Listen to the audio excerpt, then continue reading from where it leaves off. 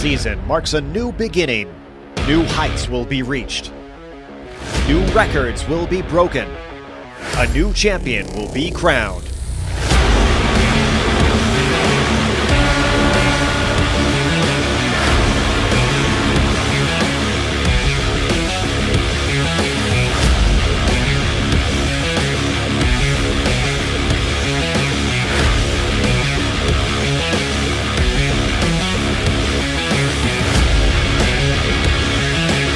Competition, commitment, excitement.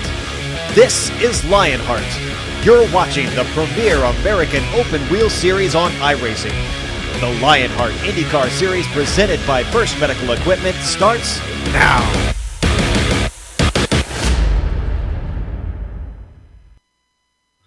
With the second jewel of the Triple Crown behind them, presented by First Medical Equipment, the Lionheart IndyCar Series comes to the Milwaukee Mile for round 11 to 24 on the 2018 season schedule. And all the green flag to victory donuts action can be seen on this flat track live as it happens here on the Global Sim Racing channel. From the Badger State, hello and welcome to GSRC's Countdown to Green, presented by the Sim Pit. As cyberspace flows into your place over these 15 streaming award-worthy minutes, GSRC will bring you all the storylines, all the stats and facts you'll need to fully appreciate the simulated Dallara IR18 action that will immediately follow as we count down to green for the iRace for Gauge. That's wrong, that was last week. Let's get that straight. Today's race is the Area 51 Milwaukee 200. My apologies there. A little shout out to Gage though. Still thinking about you. And here to do all of that, hopefully get the name of the race right from here on out, is Bill Soups On. That's me, joined in the press box by a former real-world IndyCar driver, Richie Hearn. Turning the knobs and pushing the sliders is the Dr. Pitts Topology himself, Amjad Yaman. With cameras located, aimed, zoomed, and focused by GSRC's camera guru. As the Lionheart IndyCar Series continues to go antiquing, leaving the second oldest racetrack in America, the Indianapolis Motor Speedway, to visit the oldest one. Richie, tell us about today's venue. Yeah, thanks, Soup. And folks, before I talk about the track, let me remind you that everything during the Countdown to Greens comes courtesy of the sponsor, the Sim Pit. The Sim Pit's an entertainment channel dedicated to sim racing. Its focus is to bring you news, reviews, and information from around the world about sim racing hardware and software. It also focuses on what it takes to be a better sim racer with instructional video and how-tos that will help your performance on the virtual track. Check it out at simpit.com. And speaking of virtual tracks, let's talk about today's venue. Well, we're at the Milwaukee Mile, and it's a classic American oval track. As you might deduce it from its name, it is a 1 mile length. The track is very flat with only 9 degrees of banking, which at speed looks almost perfectly flat. It's located on the grounds of the Wisconsin State Fair Park of West Allis, Wisconsin, just a suburb west of Milwaukee. The track owns the distinction of being the second oldest operating motor speedway in the world. Barring the break from World War II, the Milwaukee Mile has hosted at least one auto race every year since 1903. This track has held events sanctioned by major bodies such as the American Automobile Association, USAC, NASCAR, CART, Champ Car World Series, and the IndyCar Series. It was dirt originally, and it was paved in 1954. In addition to the oval, there is a 1.8 mile road circuit on the infield. This is obviously a very fast track, very difficult to pass. I will say it's probably my least favorite oval I've ever raced on. I just never quite got a handle on it. But the best way to get an idea of what this place is like to drive, let's jump on board the GSRC Dallara IR18 and take a lap.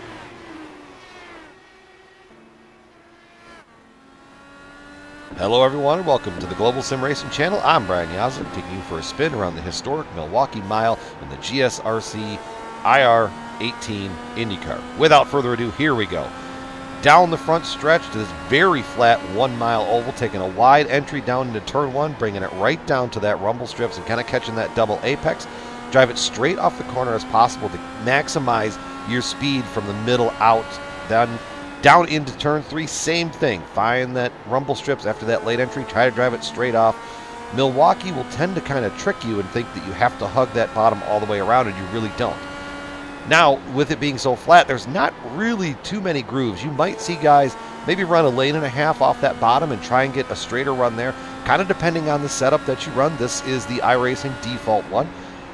That could influence the handling characteristics and everything like that. There you go.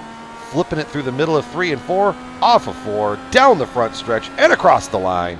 And that is going to complete our guide here around the Milwaukee Mile. I'm Brian Yazik. Enjoy the show.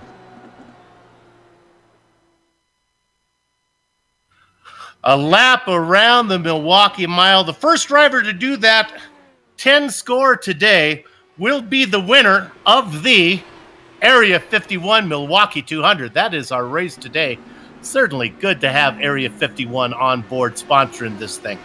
Let's go ahead now and talk about what the point standings look like here. Coming off the double points Triple Crown Indy 500, the first medical equipment driver standings saw several names make a strong move up the chart. After his Indy 500 win, Adrenaline Motorsports' Adam Blocker jumps 5 spots into third. Up 6 spots to fifth thanks to a second at the Brickyard is Synergy Motorsports' Dandy Dan Guerin. All this happens behind Andrew Havakech Kinsella. The Adrenaline driver moved around Loud Pedal Motorsports' Brian Yazik, whose dreams of an Indy 500 win turned into a 26th place nightmare. Let's go ahead now and move down to the team championship sponsored by HPP Simulations. Adrenaline Motorsports won the day at Indy with 281 points thanks to Blocker's first, Kinsella's fourth, and Tony Schowen chipped in 13th place points. No Name came in second, just 13 points back. Big Joe Hazard came in third, Jason Galvin fifth. Pierre Nightingale, our spotlighted driver today, came home in ninth. Surprisingly, even with double points up for grabs, all teams held station. How about we take a look at Area 51 in the stealth there in last place. Jack Bogan, he sits 41st overall. Peter Edwins, 42nd. And Rory Collins, 43rd in the driver's standings. Now, why those 3 drivers are buried down in the order, there are some rookies who are doing really well. Richie? Yeah, and these rookie standings are sponsored by Butt Kicker. We got a really interesting battle there for first and second. In first spot is Steven Larkamp, driving for GSRC. He sits in 8th overall with his best result of second place at Watkins Gun. He leads the rookie standings, 54 points over Justin Weaver with 8-Ball Motorsports, who's 12th overall in the standings, and his best result has been a 4th at Michigan. Coming up third is our own Samuel Ryman, runs for Controlled Chaos. He's 21st overall, but he's finished 13th twice, and he's about 112 points behind Larkamp. You know, and all those rookies and the veterans are part of the Lionheart crowd, and they are considered the premier fixed setup for Racing League for the Dallara IR18 on the iRacing service. The Lionheart IndyCar Series honors the memory of the late Dan Weldon. And now I'm happy to announce that Professor Lugnuts once again has some information about the IR18. So, with no further ado, here's Richie Hearn from the Setup Corner. Professor? Yes, the IR18 is the name of the new 2018 Universal Aero Kit for IndyCar, as we have talked about before. The new Aero Kit was based on the same chassis as the DW12, but the goal for the kit was to reduce downforce and drag and to move the place where the majority of the downforce was created from the wings and the wickers to the under tray. What people may not realize, however, is that the kit does just contain one aero package. It doesn't just contain one aero package, it contains 3. The Super Speedway Aero Package, which we saw last time at the Indy, features a single plane front and rear wings with specially contoured end plates. The Road Course Aero Kit features a multi-plane rear wing with either a single or double plane front wing. Wickers can also be attached to both the front and rear wing. The third package is what we're running this time, is between the Super Speedway and the Road Course package. The short oval package for the Lionheart drivers will be running in Milwaukee resembles the Road Course package in appearance. However, the wing angle of the rear wing is restricted to half that of the Road Course package.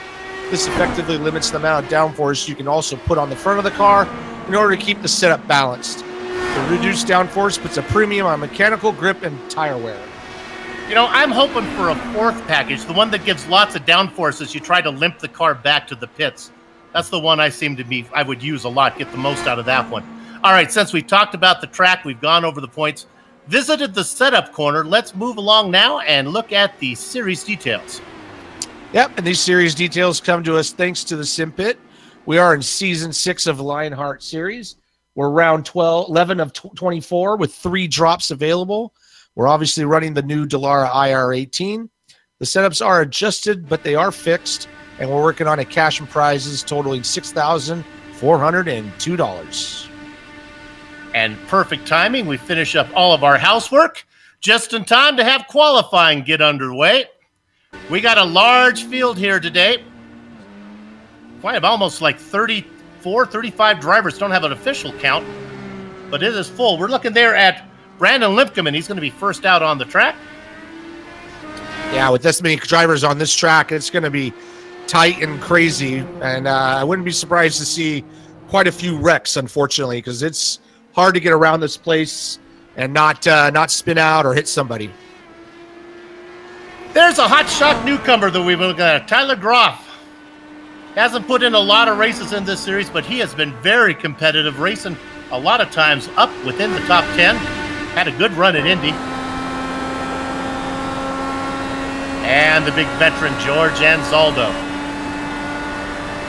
You can see that. Go ahead. You can see those overcast skies. Well, not really overcast, but that cloud-spotted sky here. Why don't we take a look at the weather, Richie? Yeah, let's bring up that weather for us. We're working at 74 degrees air temp. Track temp's an easy 85 degrees. That's going to be really good for these guys. Anything more than that, track will be getting really greasy. Got a little bit of wind out of the southeast at 5 miles an hour. It is humid, though, because we are in Milwaukee in the middle of the country, and that's just about right for this time of year. Man, that cloud-spotted sky. As soon as iRacing gets their day-to-night transitions, what I'm going to do, I'm going to get my wife her own account.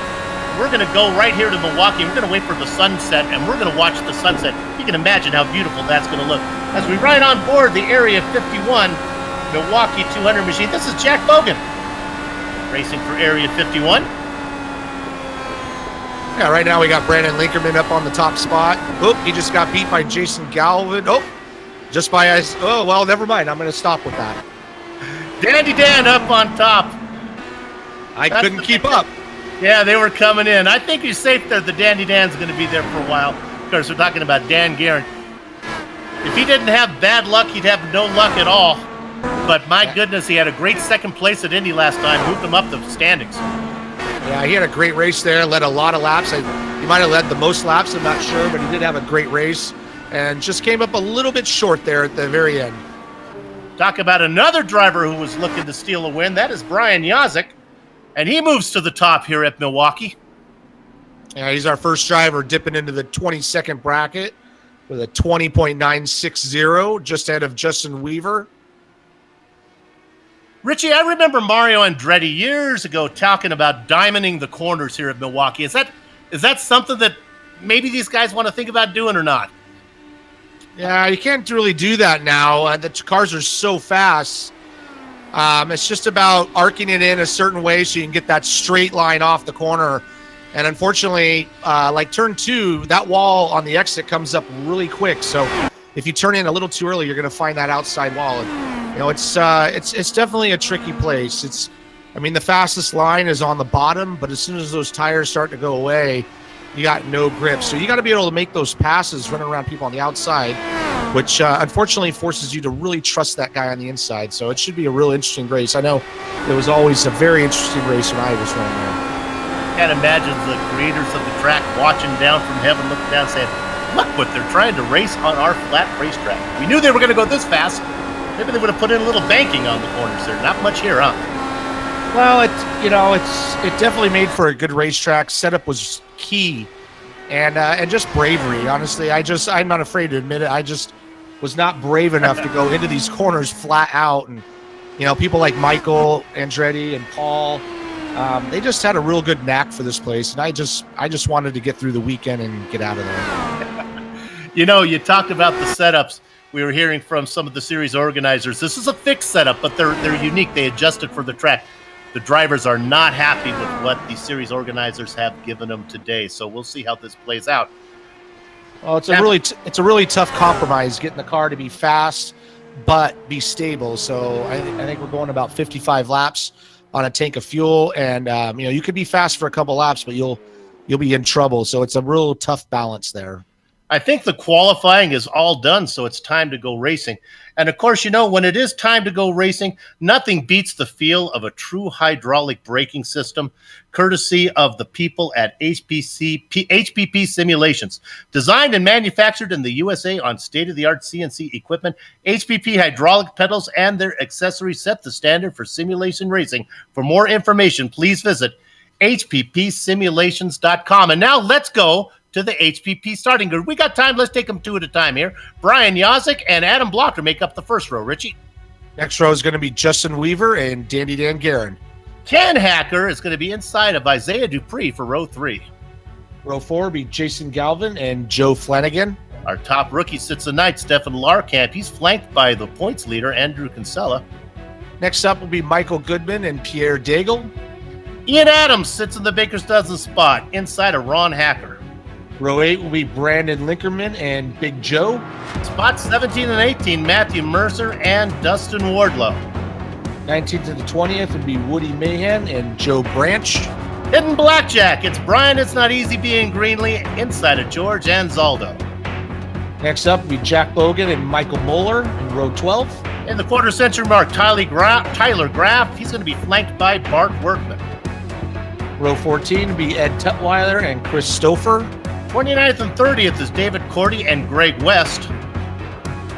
Next up on row 16, we have, there we go, we have Samuel Ryman and Peter Edwins.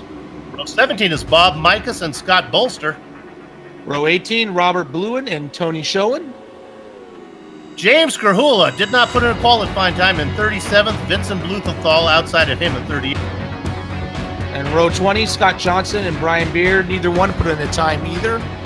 Talked about the big field. There's 42 of them. Chris Lanini and Michael the Racing Kangaroo Gray in the 42nd spot.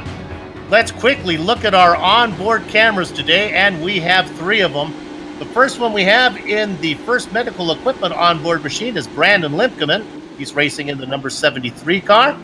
Then we're going to have George Anzaldo. He's in the Turf Monkey car. Good to see Turf Monkey back as one of the sponsors. And Jack Bogan, of course, is in the Area 51 Motorsports, one of the sponsors of the track today. And our featured driver we'll talk about, Pierre Nightingale. Wow, I don't think this track has ever seen 42 Indy cars on it, so I'm kind of excited to see what happens. One thing about this track, I mean, it's only 21 seconds roughly to get around. I believe those leaders are going to be coming around, Brian Yazik and stuff, to those lap cars within about 4 or 5 laps, I'm going to guess, and then it's going to get real messy. Milwaukee only gives us 1 pace lap, so the pace car working into corner number 3 right now, coming out of corner number 4. We're just about ready to go racing here, round number 11 in the Lionheart IndyCar Series. It should be a good one. Pace car pulls off, gives the control of the field to Brian Yazik. Gather up the chickens, take cover on the cows because the horses are out of the barn. And it is indeed Brian Yazik in the HPP Special, leading the field down into the first corner. Justin Weaver, Adam Blocker, Dandy Dan Guerin, and a spin in the back. It looked like it might have been Ian Adams got loose, turned it around, and then clipped, just clipping him going by was Jack Bogan. Oh, Jack. Yeah, Ian's got a little damage on that front wing. Got the replay coming up for you right this second. You'll get a good look at Jack coming right at you. Oh, yeah, there you Ian just got up on that curb there, spun around, and stopped right in the middle of the track, and nowhere for those other guys to go. Now, maybe Jack may get a little benefit of netcode here because it happened so fast. Maybe iRacing didn't know it was happening. Here we get to the start. Yep. Go ahead, Richie. Tell me what you see. Yep, just kind of coming into the corner. He's got so many cars in front of him, he can't really see what's going on. And as he comes around the corner, there's the white smoke. There's the car. Boom.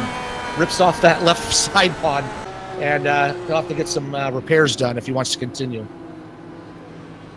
Oh, looks like he got it fixed. was not a good start for the Area 51 driver. Yeah, I have a feeling we're going to see a little bit of this at the beginning. It might be a slow start till we kind of get sorted out here, because this is a really tricky place to run, and I can't say how hard this is going to be with that many cars on the track. So I think if just take it easy, just kind of get in a rhythm, and then we'll just start knocking off the laps. Would you think maybe tire temps makes it a little trickier on that first couple corners? Oh, absolutely. Tire temps, all the wake of the cars in front of you. He got a little bit on that yellow curbing, which will upset the car, and there are some bumps down there as well. So it's not a happy place being right on the bottom in the middle of the pack. Yeah, with 41 cars here, it's kind of like Hurricane Katrina if you're back in the back of the field there running about 35th. Yeah, you don't have much grip going on at that point, so it's just trying to feather the throttle and kind of hanging on a little bit. Well, this is a time where somebody will peel into the very back and try to get one extra lap. My immediate thoughts go to like Drahula or Yazik, who are notorious for doing that.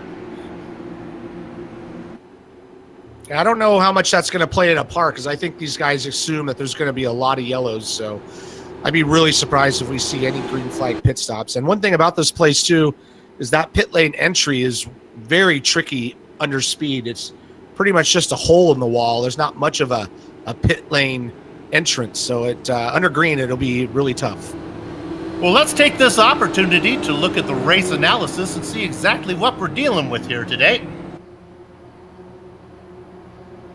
And of course, we'll get to that as we're coming back to green. We'll wait for things to settle down a bit. I can tell you this, though, that we are going 200 laps. Here's the good news. It's going to be single file. Pace car is in. Brian Yazik takes it into the first quarter now as we get under green for the second time. Let's see if we can get around. Yazik, Weaver, Blocker, Garrett, and Dupree, your top five. They're all strung out, single file. I think these guys are definitely taking a little bit easy, trying to get some rhythm. We got Dan Guerin looking up to make a pass on Adam Blocker. Adam looks like he blocked a little bit. Oh, caution's out. Got another one, Jack Bogan.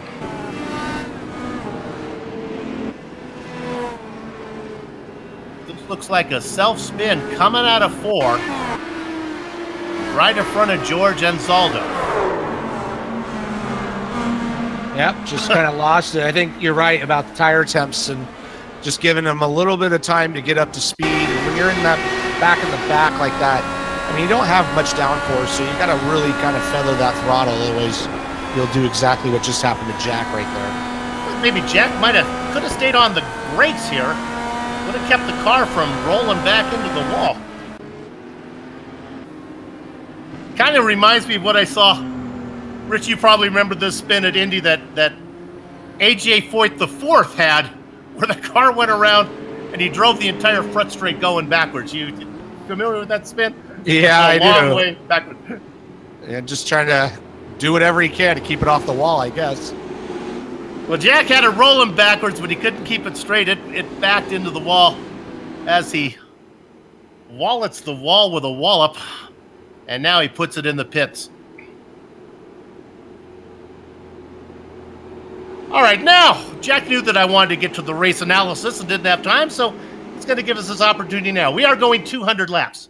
Now, here's what's interesting. The max fuel stint, we're calling it 55, even though series officials said 46, but I had some inside information that one of the drivers was able to stretch it that far. So we're going with 55 today because we're professionals here, and we don't believe sometimes what they tell us from the race managers. Incidents, it's traditional. 8 incidents, you lose 3. 12 incidents, and you are DQ'd. And again, as we say here in Oval, it's hard to pick up 12 incidents and still be racing anyway. Yeah, if you're getting 12 incidents and continuing on, then luck is on your side. But I think if you get that far, you're done for the day. All right, working lap 8 of 200, and hopefully we can get these guys settled down, get a little tire temps, and just kind of get to some good racing that we know these guys can do. Well, Richie, it was just 10 days ago. You and I were at the Indianapolis 500 calling that one. Started out the same way. Caution early. And then the boys settled down, and they had a really long green flag run at the Brickyard. Maybe we'll get that here again. Yeah, I think we will. I think they'll kind of get the nerves out of the way, and that's a lot of cars on the track. So I think if we get a little separation, let them run their own line. But yeah, that was a great race. A couple cautions early, but then man, they really turned it on and put on a good show. Working around here, we'll talk a little bit more about lap traffic.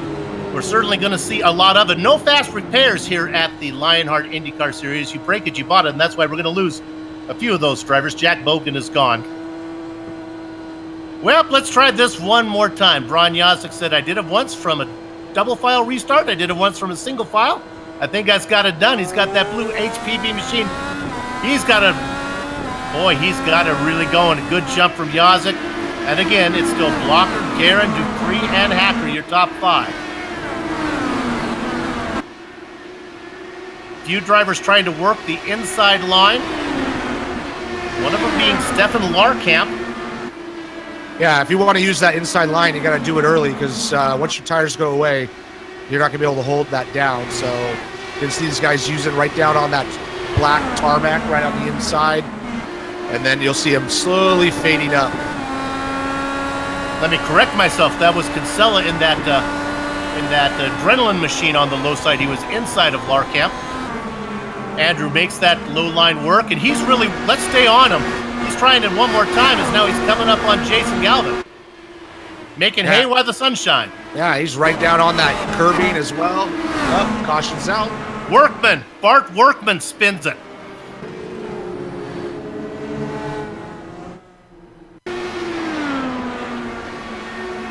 And I think everyone gets by. Just missing it was Greg West. That's West who goes to the inside. You can just see him dodging. Oh, man. Yeah. As he looked like he was a little bit up high there. And once again, I think they're still got to get some tire temps before they can really push the car that hard.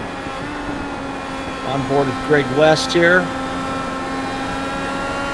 He's running down below. That's dodging a bullet. Right. Richie, when that happens, I guess sometimes you have time to make a decision, but sometimes you just got to go with instinct if we're going to go high or low, huh? Yeah, I mean, you just make a decision and go. You usually get one shot at it, and you try to see, if they're spinning down low, are they going to get off the brakes and go up top, or are they going to hold it down? And sometimes it's a 50-50 shot. Sometimes you just got to make a guess. Yeah, have you ever made an avoiding move where you knew that your car was going to spin, that it wasn't going to be able to hold if you did this, but you had to do it anyway? Oh yeah, many times. Unfortunately, once you're in that situation, sometimes it's just purely damage control, and like I say, I mean, it's just luck. You just look, make a decision, and hope for that it works out. And you got your spotter and stuff working with you, but usually that information comes too late. We do have some people coming down pit lane, it looked like. Yeah, it's guys at the back of the field that are going to come in and make a stop. Yeah, we're in lap 14, so I if you're in the back, why not? Well, as they make that pit stop, it reminds me of one of our sponsors, and that is the Sim Pit. They're an entertainment channel dedicated to sim racing. It focuses on bringing you the news and reviews and information from around the world about sim racing hardware and software. It also focuses on what it takes to be a better sim racer with instructional videos and how-tos. How to increase your performance on the virtual track. Check it out at, now this is important, you got to use the word thesimpit.com.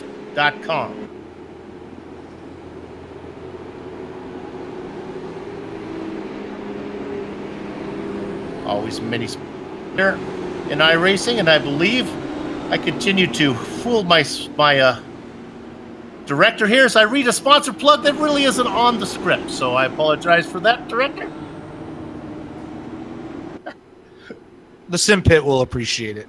Yes, I knew I was in trouble as I was reading Richie's text there. But I'm telling you, they're a good company and they deserve the little extra love. So lights are out, going green next time by. So if you're keeping score at home, the lead commentator has forgot the name of the race and now has read a sponsor that he wasn't supposed to. From here on out, baby, I'm throwing a perfect game. Go ahead, Rich.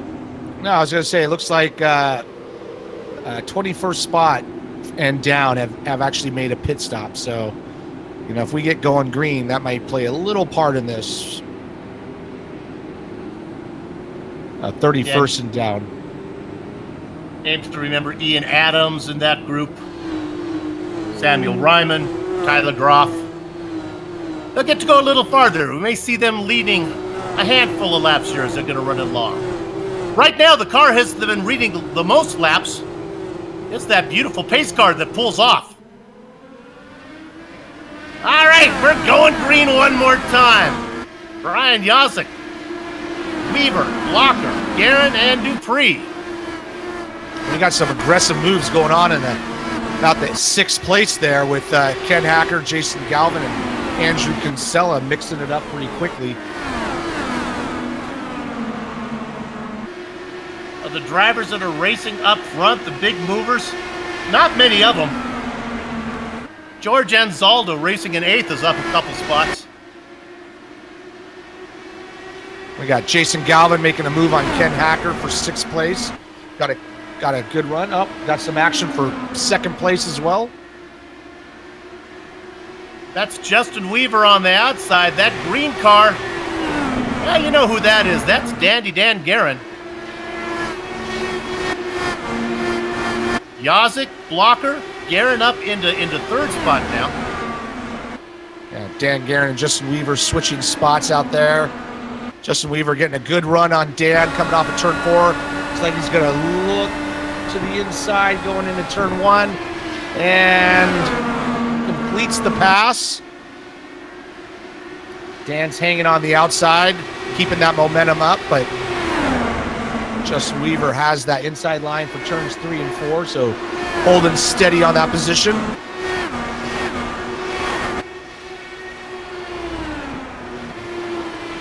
Behind them, you see Galvin on the inside, just taking a peek on Isaiah Dupree. That doesn't work.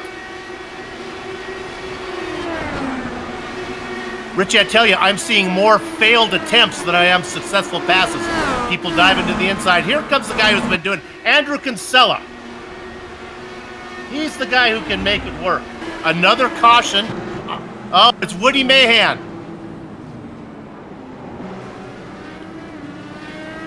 Oh, we got a big pile up. Oh, and it's the aftermath. It was Peter Edwins, and then it's a parking lot after that. Peter Edwins spins to miss Mahan. Once again, it looks like it's just a single car spin. Coming off at turn 4, loses it, hits the wall, and First he just car stopped. There's Mahan. Now, this is Scott Bolster who spins Mahan around, and then everyone just kind of parks it. Yeah, just a parking lot. They have nowhere to go. Well, that'll help clear out a little bit of the field, I think. Unfortunately for those guys, this is going to be a tough race. That's funny. I just asked you about spinning the car that you knew was going to crash. I think that's what happened there. Is it's either run into Mahan or spin it and hope it doesn't hit the wall, and that's not what happened. Well, as we're under yellow again, let's take this opportunity at GSRC to take a short break. We'll be back before they go green.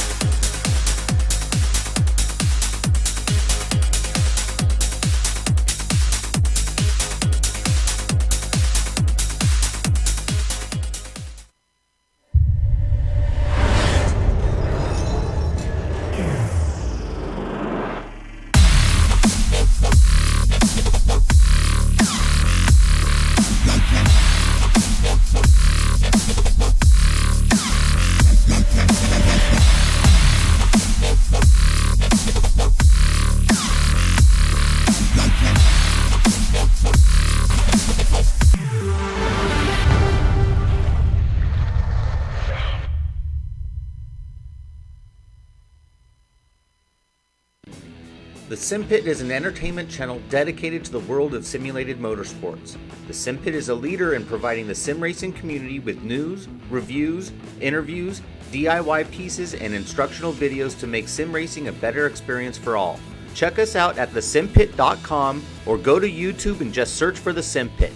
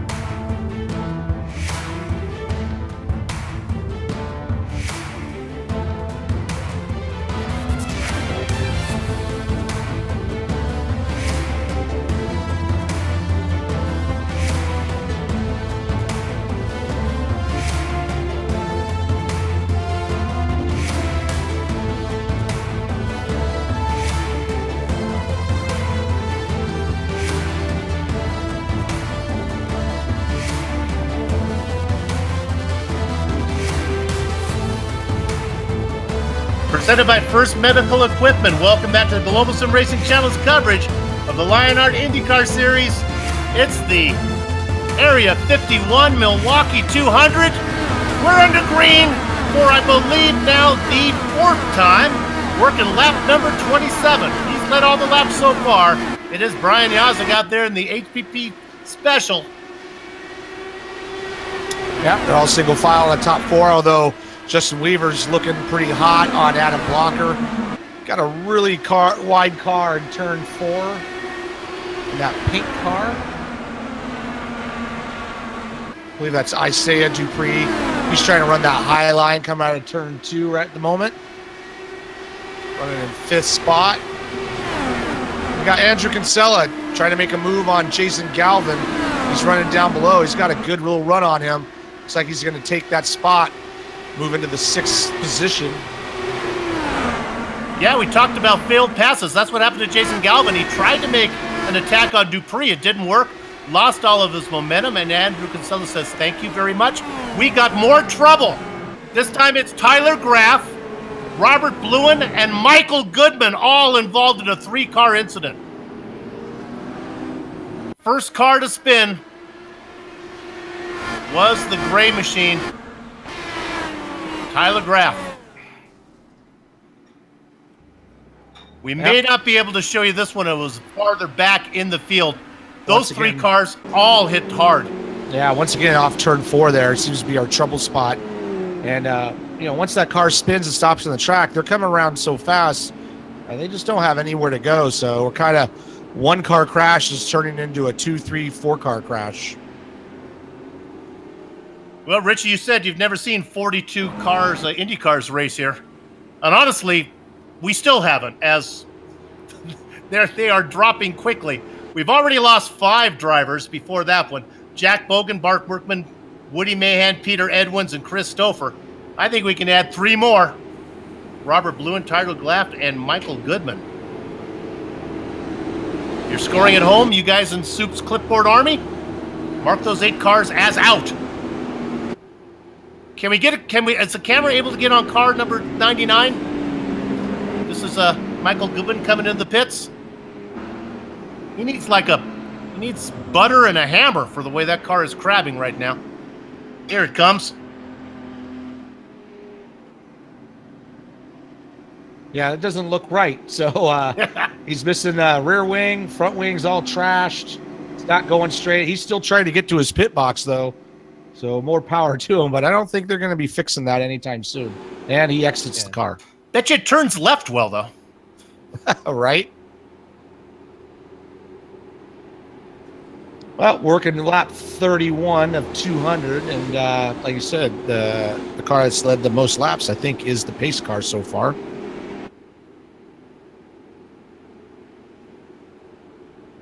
Pull back the curtain here at GSRC. One of our commentators that is not working is in the lounge right now, cooking up something. Smelling pretty good. Annoying those commentators who are working. Let's take this opportunity to read a plug now. And this is actually one of the plugs, one of the sponsors of this race. And of course it is Butt Kicker. Now, unlike if you're looking for, if you're a sim racer and you're looking to add that missing driver to car connection, bring me more realism and immersion to your session, Butt Kicker products are the way to go. Unlike a subwoofer, and you know what I'm talking about, it moves air. And you know, that loses accuracy and force. Butt Kicker doesn't do that. Their products move actual mass. And you know what that does? That produces a, say it with me everybody, haptic immersion that's powerful and accurate. That's going to be the name of my fantasy football team this season, the Haptic Immersions. See all the family of products at thebuttkicker.com. Use the promo code LION20 to get 20% off your order. Find out more by visiting them also on Facebook at facebook.com/MidwestSim. My goodness, if there's, I honestly hope not a lot of the drivers out here have a Butt Kicker product, or they're going to need to see their chiropractor. There's this talk about some attrition. Well, as we go back to green, the one driver I'm going to watch is Andrew Kinsella. He's started 10th. He's running 6th. He's been the one person who's been able to make those moves down below and keep it going. And so we'll see how he gets going on this restart. As soon as we will get going, I will tell you about the pit stop strategies, as we have some guys who did come in. Right now, the star of the show pulls off into the pit lane. That's the pace car. Brian Yazik takes it under green one more time. Let's see if we can get a few laps in under green this time. Yazik, Walker, Weaver, Guerin, and Dupree.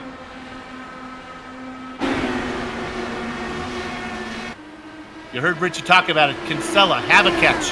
He's the guy who's been working. Yeah, he is our points leader as well, so he's looking to have another strong finish and increase that points lead on the championship. He's running really low, still able to hit those curbs and keep it underneath him. So he's got a good handle on this car so far.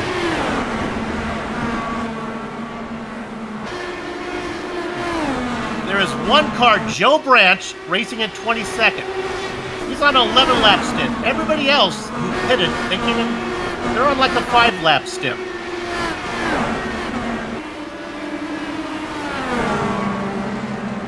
We got these guys spreading out a little bit, so getting a little more comfortable with the car, so that's good to see.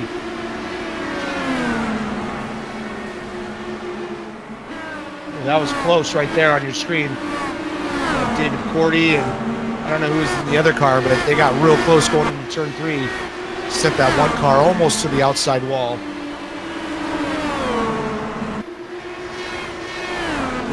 We look there at the guys up front. Yeah, Brian Yazik has gotten himself a little bit of a gap.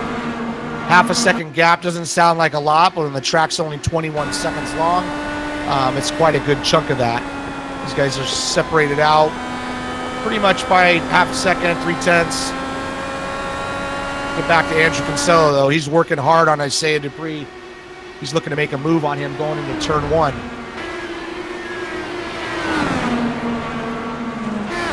If we're able to, are we able to go to 32nd position for James Krahula?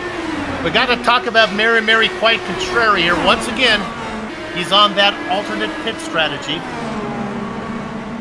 He's been out there for only 6.3 laps. That's the least of anybody, racing in 32nd. Look for him to be your leader in about 20 laps.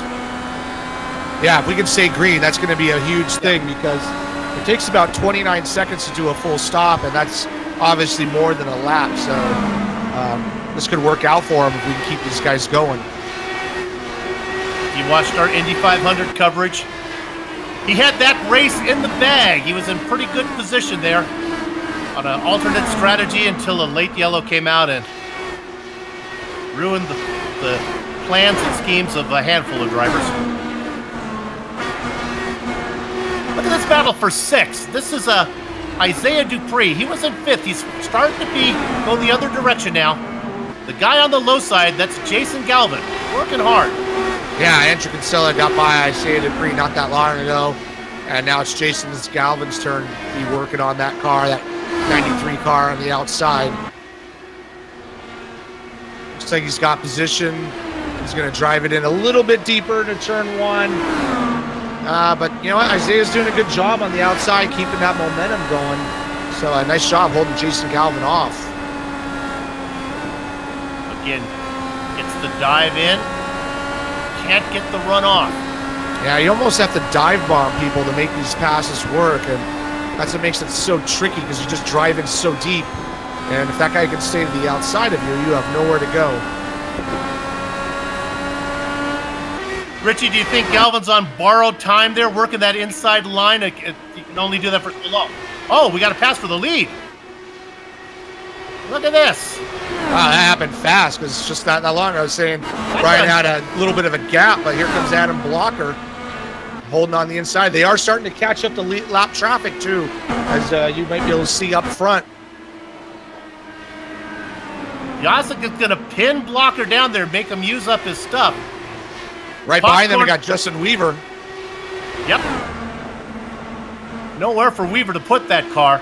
No, you can't go 3 wide here, so he's just trying to find some clean air and see what happens. But Brian was able to hold off Adam Blocker and regain that top spot. But they're all nose to tail. And like I said, once again, we're coming up on the end of the field, so this is going to be a big deal when we get into lap traffic. See the dive down there again, just to put a final chapter on that battle we were looking at. Yes, indeed, it was Dupree was able to hold off Galvin, and I think Galvin was racing down there 3 or 4 laps, and the tires gave out on him, and he had to drop back. Yeah, you can only hold that low line so long before the car starts to get really loose. So you kind of have to give up the ghost, get back in line, get a little bit of a breather, and maybe try again like Adam's doing right now.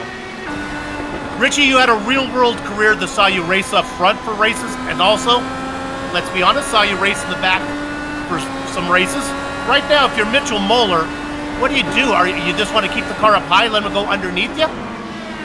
Yeah, I mean, usually we talk about in the driver's meeting where the leaders would like you to go, but in the end, you just run your line. The biggest thing is just be consistent in what you're doing, and let them get around you. And you know, he has every right to hold his spot, and you don't want to put yourself in a position to crash. So you just hold your line, let them get around you.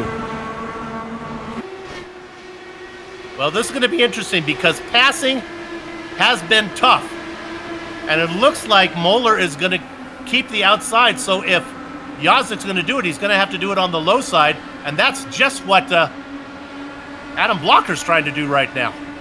Yeah, Adam Blocker's looking at that, and he's probably thinking that Moeller will be a blocker for him. But you know what? Adam's trying to make that move. Couldn't get it done. Left the door open for Justin Weaver to try to steal that spot. And look who we've got coming up in 4th spot. Right behind them is Dandy Dan Guerin. And Kinsella as well, who's been the car on the move. I think you're right, though. I think Blocker is looking for his last name. He's looking for that Blocker. If he can get underneath Jacek, hit him to the high side. Jacek takes it down low. Yeah, Moeller moves out of the way, really gets out of the way. But, man, if you look up front to these guys, there's a huge amount of traffic. This is going to be nonstop, so there's going to be no break.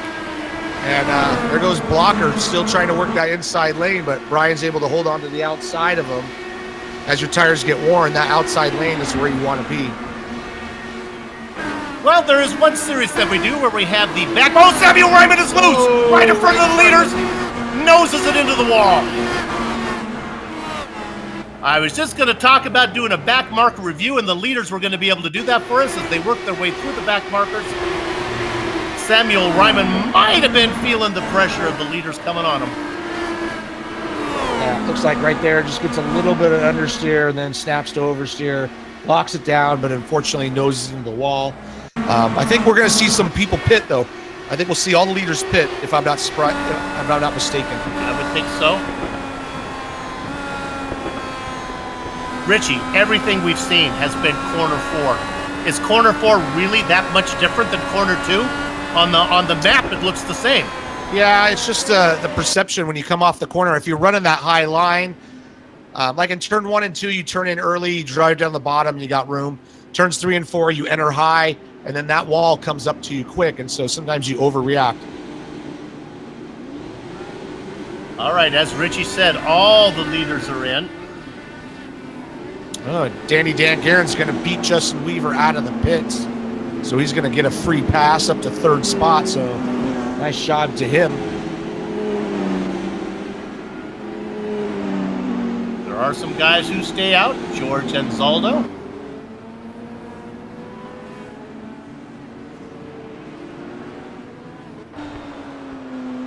Did James Krahula stay out, or did he pit? I was just looking for that right now, looking at Krahula. He stayed out. But you know what? If I'm reading this right, some of the guys were able to pit. The leaders were able to come in, pit, and still get out in front. That can't be right, can it? Can you actually... I'm looking here at Yasik and Blocker and Guerin and Weaver. They all made a stop, and they're shown in first.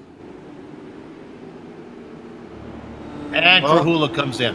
Yeah, well, I mean, it takes a minute to get around under the yellow, so pit stop doesn't take that long. So, yeah, I can see that happening.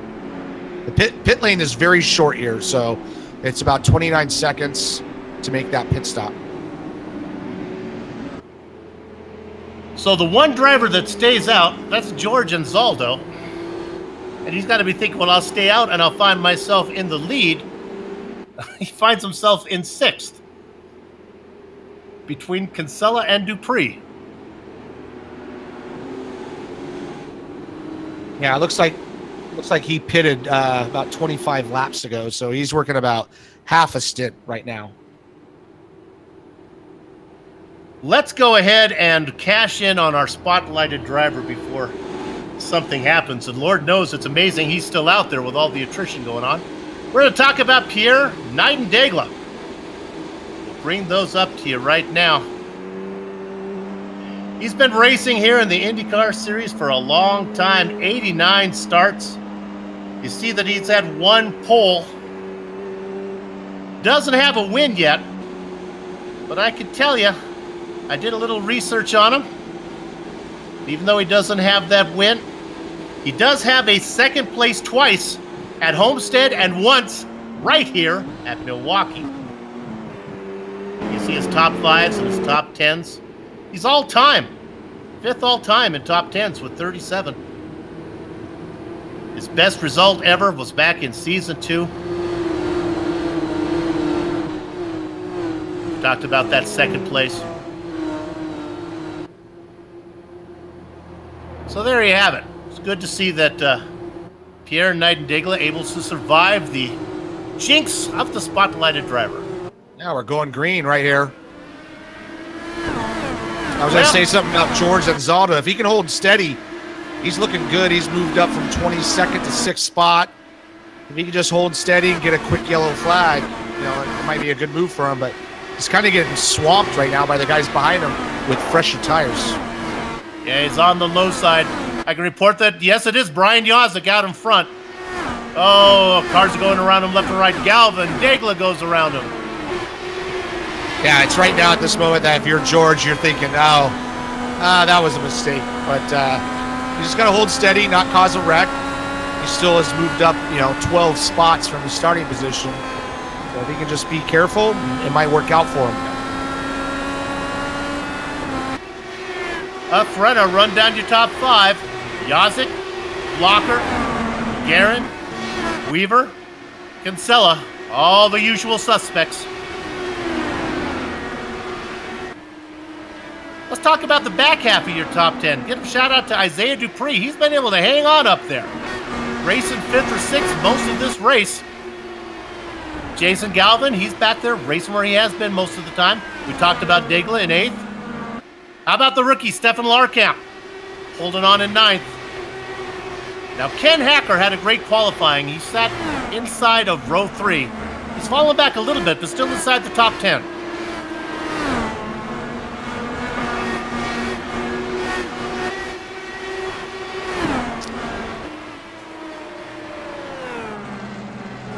We got another one. Ian Adams. Oh, that's too bad. Fans, you want to guess the corner? Corner number 4. He was right inside of Joe Cadigan-Flanagan. Oh, and same thing. It's just, you know, that it just tightens up on you, and you're already loaded up on that rear tire, and you just give it a little bit more steering, or you get off the gas and upset it, and there you go. So, very common mistake, even in the real world. Very popular place to spin out and hit the wall. Fortunately, it looks like he didn't hit anything, though. Tony Schowen made a great move. Michael Gray made a great move not to get caught up in it. Scott Bolster, honestly, the safest place to be is out in front because all these spins are coming back in the mid-pack, and then it's hard to get away. A nice move there by Tony Schowen. Oh, yeah. Like I said, you get that one shot left or right, and, you know, sometimes you do it right, sometimes you do it wrong. Tony Schowen did it right. Well, I don't think we're going to see any pit stops now, as they just did that one. Well, Richie, we were blessed for the 500 with those long green flag runs. This may be a case of Rumpelstiltskin coming for the baby, as I think we're going to have to pay up for the good fortune that we had at Indy, as we're having a yellow fest tonight.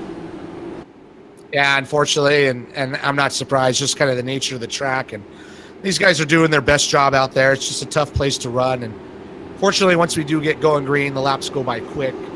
And, you know, we'll see. They might settle down, if we can get 10, 15, 20 laps under green, I'd be really happy with that. We can report that Samuel Ryman, after nosing it into the wall, was able to come in, get some fresh nostrils put on the car, and he's back out there. 3 laps down, 6 laps down for Samuel Ryman. Mitchell Moeller, 3 laps down. Ian Adams, after that last spin, he's in the pits, but I think he's going to be able to bring that car back out. Yeah, it looks like Samuel Ryman might be our last running car at the moment. So we have 34 cars on the track. In real-world racing, have you been in a yellow fest where this seems like you can never get it going? Oh, yeah, all the time. It gets frustrating, too. You want to get going, and you can't let it get to you. You just got to let it, you know, settle down. But at the same time, we never have 42 cars on a track this size, so it's never really like this, but it happens. It does happen. Probably more so on the road courses, you know, and the yellow flags take forever, but it's the same for everybody.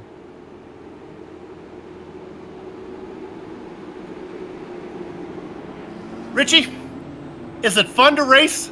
As you're a race driver, do you have fun in real world racing, or is this too serious to have fun? Oh, you have fun. I've had plenty of times when the car was just amazing.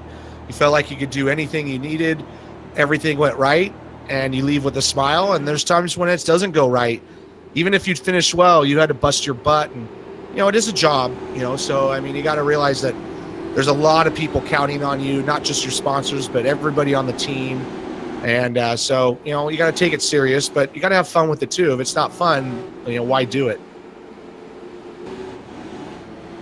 We are working lap number 66. That's, for you math majors out there, we are 1/3 of the way through this race. 200 laps today.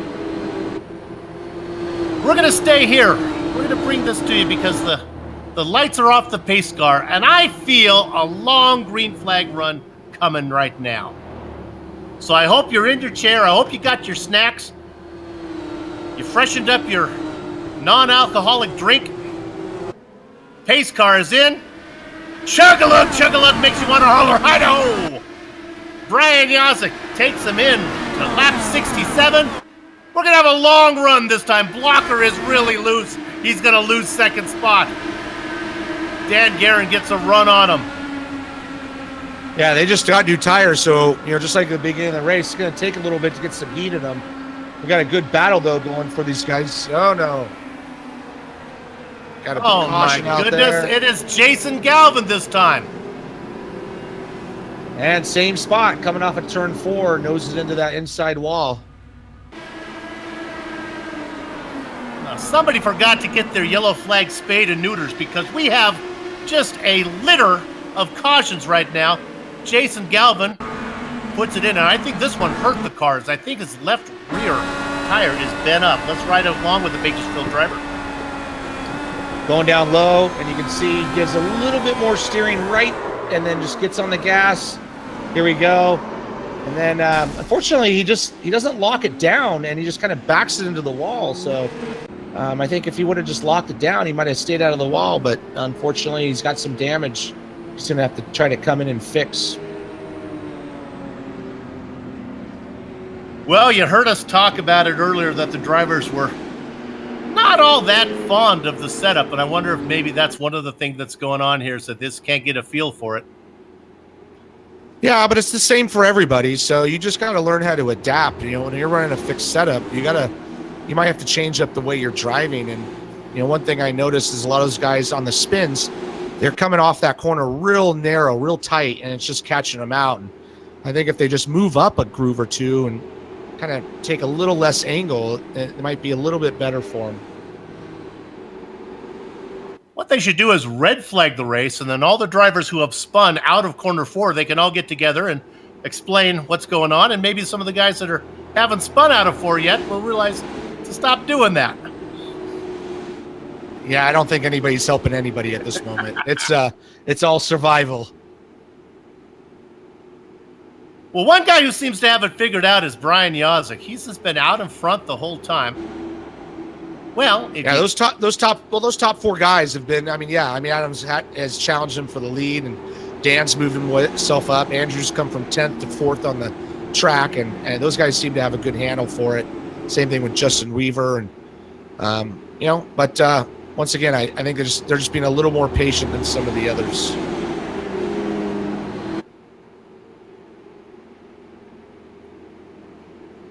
There's a nice shot of the cars coming at you.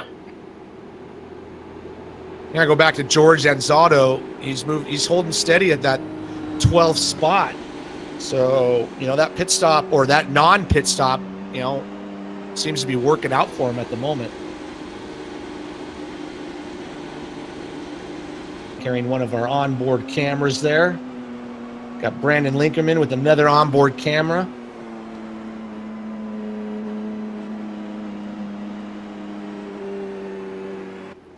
Star of the show has been the pace car driver. That is driven by Medina Morales, hailing out of Long Beach, California. Medina, you're doing a good job out there.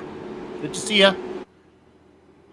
Pull that car in, and maybe we've had enough of you for tonight. Brian Yazik is the leader of all the cars who are racing in anger. Adam Blocker, Dan Garrett, Kinsella, Weaver. Yeah, it looks like the pace car lights are out, too.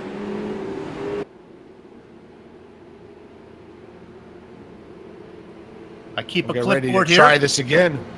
Charting the yellow flags. Honestly, I've lost count now.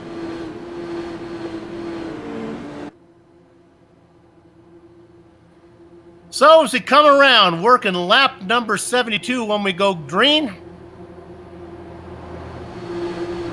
Medina's going to pull the car in. And Brian Yazik works lap 72.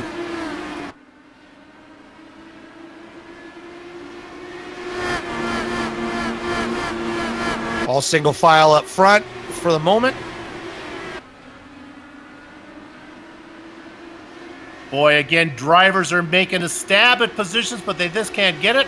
I can announce Joe Branch moves up into 12, gets around George Anzaldo.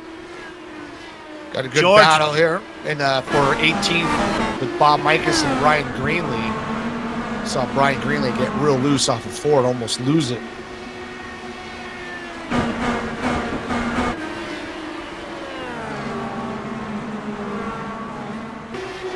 George now getting passed by Brandon Linkerman. Once again, you know, George is holding steady. You know, he started 22nd, so, you know, everything he's got right now is on the plus side. 29 drivers on the lead lap, led by Brian Yazik. The last car on the lead lap, James Krahula. And then stuck in there is George Anzaldo. He's the only car that's on an alternate strategy. He's out there for about 24 laps longer than the rest of these guys. He's about to lose a spot to the Candyman. There you see Dustin Wardlow going to get to the inside. Yeah, he just got a hell of a run off of 4. Looks like George is struggling a little bit with those older tires, and he's just trying to survive until the next round of pit stops. Right, he doesn't have to hang on much longer because these drivers have 21 laps on their tires now. If another yellow comes out here in the next 3 or 4 laps, it'll really pay off for him. Everyone will come in and he'll be on the same strategy and run in somewhere 14th or 15th. I'm sure that's exactly what he's hoping for. But, you know, we're starting to get these guys settled down and running some laps. Good for us to watch, but not so good for George right now. Oh, that was close. Not easy being Greenlee. Almost found trouble. He settles down now in 18th. Yeah, he lost a spot there on that move. Some veterans there. He's bookended by Bob Micus in 17th, Chris Lanini in 19th.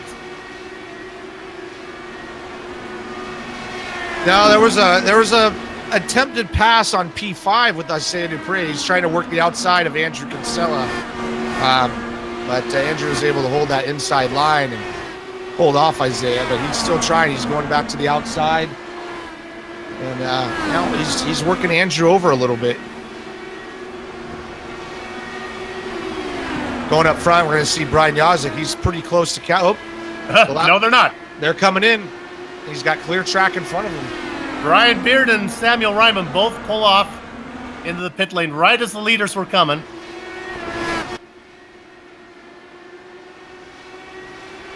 Yeah, they didn't want any part of that, so they gave Brian all the clear track he could use. All these guys are separated out fairly evenly up front. Even Isaiah Dupree has kind of lost track of Andrew Kinsella a little bit. He had his one moment, and now he's got to get that momentum back up to go try again.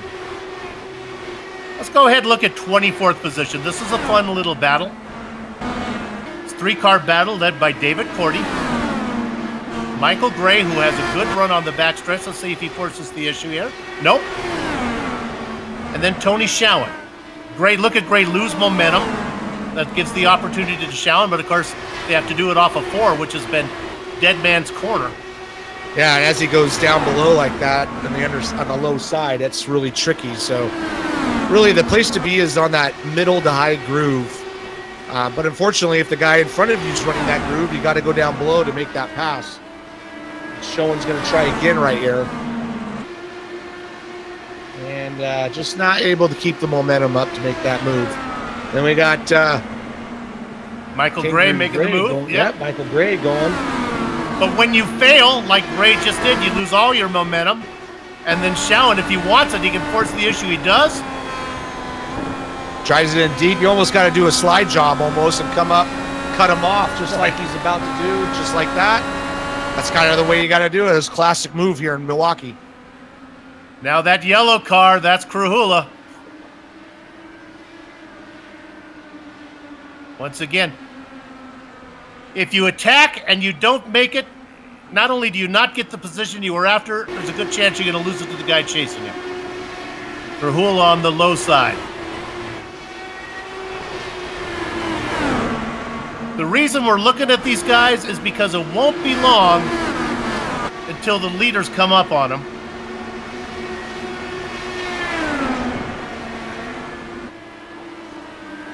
And Brian Yazik's catching up to the back of the pack once again. Yep, and they're pitting as well. Beard did that just before. Yeah, he's just going to stay out of the way and survive.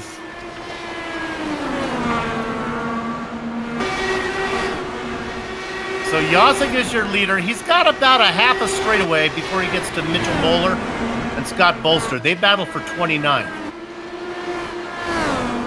Yeah, surprisingly up front, everybody's kind of separated themselves out, settled down a little bit. We're getting a good round of green flag run.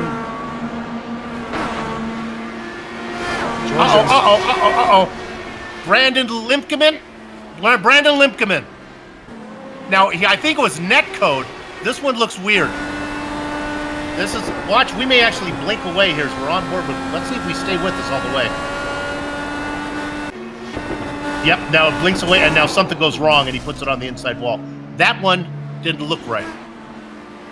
Yeah, it looks like he had like a net code or like an equipment malfunction, because he pretty much just drove it straight into the wall and with no action to miss it. And that's the yellow flag that George Anzaldo needed, I think. He's in 15th, and now I think everyone will come in, including him. Yeah, I was just about to say, he must be getting right on the edge here of having a pit under green, so that worked out perfect for him. And I would be surprised if these leaders don't come in. And that's why the action back there, we were looking at that battle with Krahula was involved in, Showen, and those guys that were racing. They knew that the leaders were coming, so that's going to buy them some time. So I think we're going to see the entire lead lap come in. Yep, they're all in as well.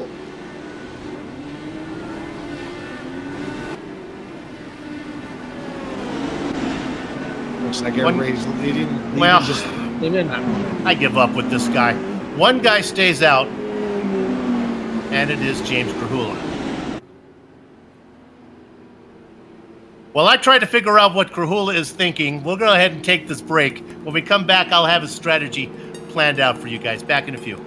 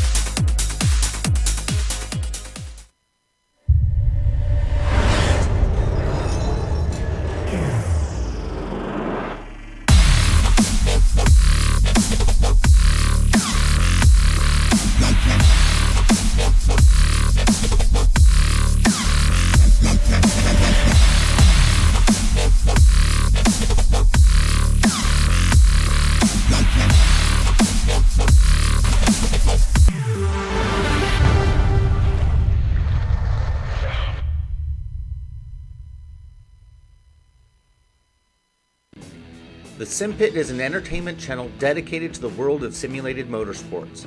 The SimPit is a leader in providing the sim racing community with news, reviews, interviews, DIY pieces, and instructional videos to make sim racing a better experience for all.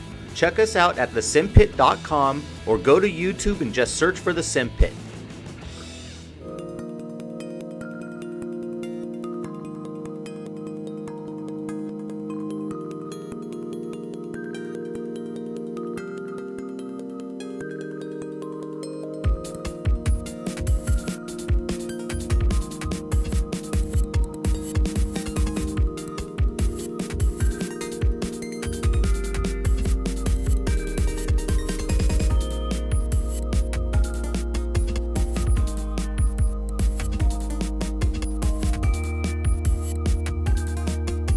Bill Soup's on, along with my late mother's favorite IndyCar driver, Richie Hearn, here on the Global Sim Racing Channel, bringing you the Lionheart IndyCar Series, the Area 51, Milwaukee 200.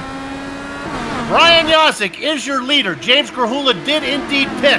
That is not the case for Scott Bolster, who is out there on 38 lap old tires. Look for him to be gobbled up. Trying to do that is Adam Blocker. Dandy Dan Guerin, they're too wide behind him. Yeah, unfortunately, Scott Bolster's kind of a jam car at the moment. And it is Vincent Bluthenthal who noses it into the corner, coming off of corner number 4.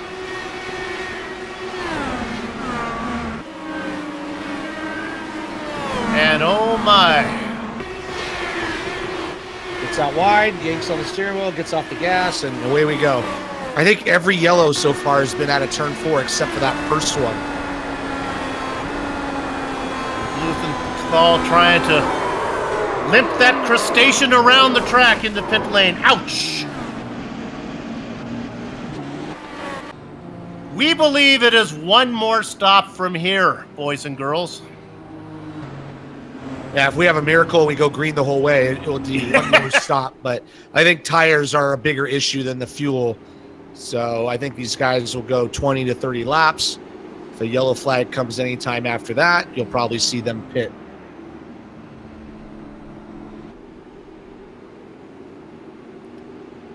Well, I think it's safe to say that this race will not be setting any records for speed. Might be setting some Lionheart records for yellow flags. So I wonder now if Scott Bolster, after all of that, after he saw what happened, if that maybe changes his idea about maybe coming in for tires, but nope. He's going to stay out there. And we've only lost 10 cars out of the 42 car field, so we still have 32 cars running at the moment. Well, not counting Scott Bolster, who's doing a weird pit strategy, if we look for our hard charger, it would be the driver in 18th position. Seems like it's always this guy, as it is Chris Lanini. Now, once again, I refuse to acknowledge him, so we're not, because he didn't put in a qualifying time. So if you're going to be a hard charger, you have to have a qualifying time. So let's try the next guy. That would be Michael Gray, and yeah, he didn't put in a time either, so I refuse to even, in fact, I'm not even going to talk about the hard charger tonight. Probably have to go up to Bob Micah. He started 33rd. There we go. He's running in 16th spot, so good for him. Greg West right in front of him, started 30th, running 15th. Joe Branch, 20th to 12th, so nice job. Big Joe, 16th to 9th, so nice job there as well. That's because Bob Micahs is a man. He works at a butcher shop, and he qualifies. That's what a man does. Bob Micahs of Von Hansen's Meats, not one of our sponsors today. But nevertheless, if you're looking for a good gift, even if you're a vegetarian, I can't recommend the flavored pretzels more. Unbelievable. The lights are still on the pace car, so we're going to go around one more time. Maybe it's a good opportunity for me to actually read one of our sponsor plugs here. Let's go to number 2 on the list. This time I will make sure it's actually one of the paid sponsors. And it is indeed going to be these guys. It's SimSport News. You know, SimSport News is a leading news website dedicated to following the sim racing community. They provide up-to-date commentary and race reviews for an ever-expanding list of championships with an expanding collection of writers as well. For more information and to read the latest articles from the Lionheart Racing, visit SimSports News. Let me do that right. SimSportNews.com. SimSportNews.com. I went there today. Some good stuff.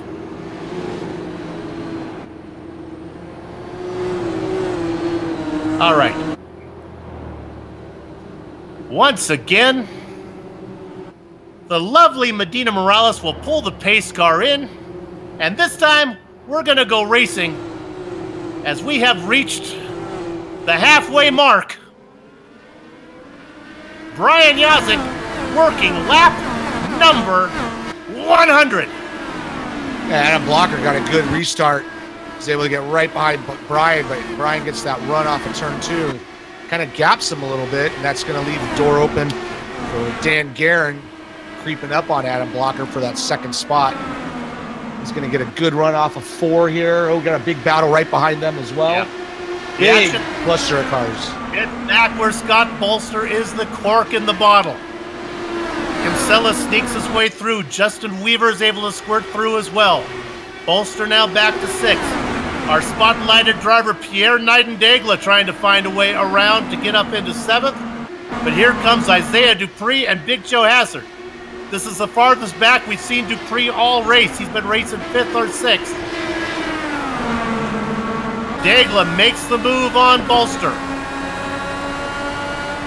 Yeah, Bolster looks like he's just hanging on by a thread. He's kind of trying to work that George Enzaldo strategy. And fortunately, he's just getting swallowed up. He's got a whole gaggle of cars right behind him. Absolutely. We have another, yes, the racing kangaroo, Michael Gray, out of, I'm tired of calling it this, out of quarter number 4. Numero 4. Yeah, it doesn't look like he hit anything, so he's able to continue on. Just kind of spins out. No one hits him. Locks it down. That's the way you do it. Live to try again. All you viewers on the YouTube channel, I'm taking suggestions for naming that corner today. I'm tired of calling it corner number 4. It has been the corner that has been the Achilles heel of so many a driver. So, Scott Bolster, what do? Do you stay out longer? It hasn't really gone that bad for you. You started in 2nd. You're only back to 7th. You have 49 laps you have 49 laps on your tires, but honestly, Richie, how many have been at speed? Probably half that, yeah. At the most. So, yeah, I mean, it really depends on how his car's feeling. I mean, if it's feeling okay, but maybe you're just a little bit slower, I'd hang in there. If you're just holding on for dear life, yeah, you're probably better off pitting, but I think he's going to stay out. Not the case for everybody, though, as pit road has opened up.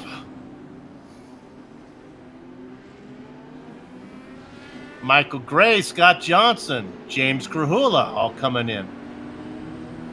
Tony Showen, Brian Beard. George Enzaldo came in as well. So we're going to see a little mix-up in the pit strategy. If we go green, this could really change up the front running order. This might be a case of those guys in the back realize they're not going to cost me a lot of positions, and I'll have fresh rubber. Yeah, I mean, if you're 20th on back, why not? Yep. You're not really losing anything, and you will have fresh tires. You're a little safer, and if it does go green, you'll be looking good. If it doesn't, you just pit with everybody else.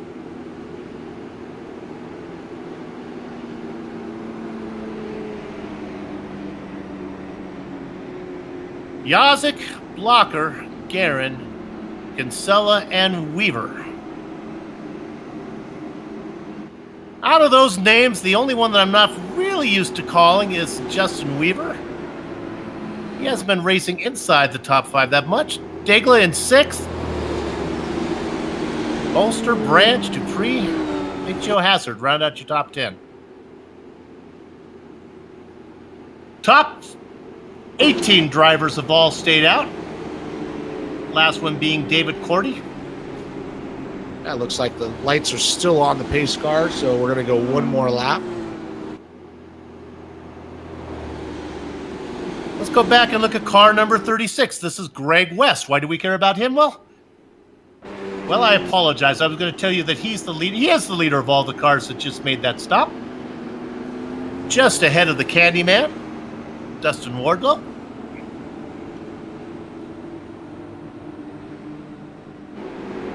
Dustin, of course, one of our members who helped sponsor the series. DeWarsCandy.com. I'm telling you, Sunday rolls around, you got a lot of racing to watch. Get some flavored pretzels from Von Hansen's Meat. Top it off with a little peanut butter taffy from DeWars Candy.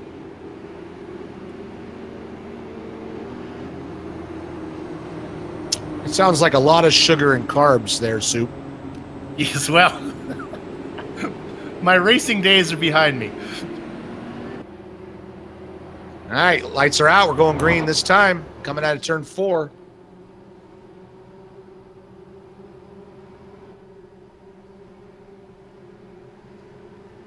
One more time. The pace car driver pulls the car off into pit lane.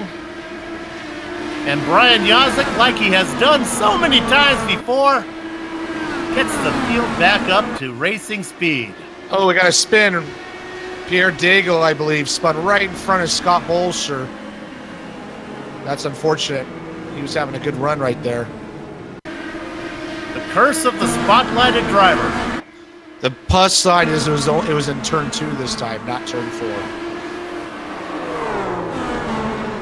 Yeah, he lost it pretty early going in the corner and just kind of whipped it around. Looks like he was able to keep it under control, not hit anything, and able to continue.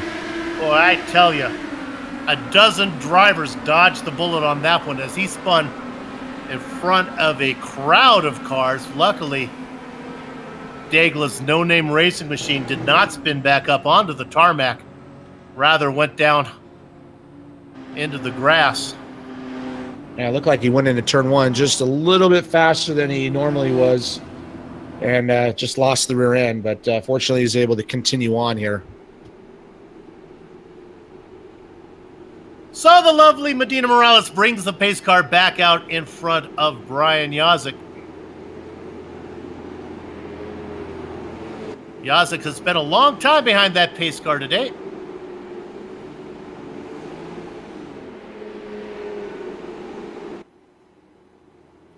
Well, we have an option, Director. I can either go into my show tunes repertoire or we can take a break. All right. Fortunately for the viewing audience, the call has been that we're going to go to break, so we'll be back in just a few minutes.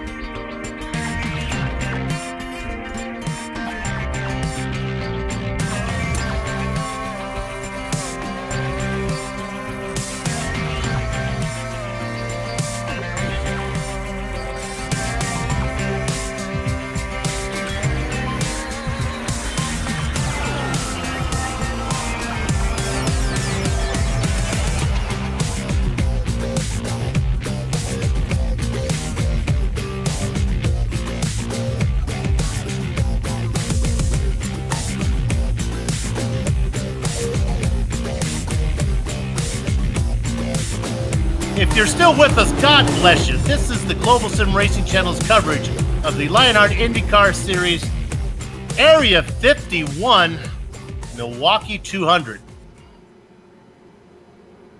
We are working lap number 113 as the pace car pulls in. It is Brian Yazik leading the field into the first corner. Blocker with a horrible run out of 2. We're going to have a change for position for second, I think, as Dandy Dan Guerin dives that green machine underneath. Cannot make the pass, but now he does. They got fairly fresh tires, so he's able to hold that inside line. That works for now, so you got to take advantage of it when you can. For the first time this race, they're getting frisky up front. Kinsella and Weaver going at it.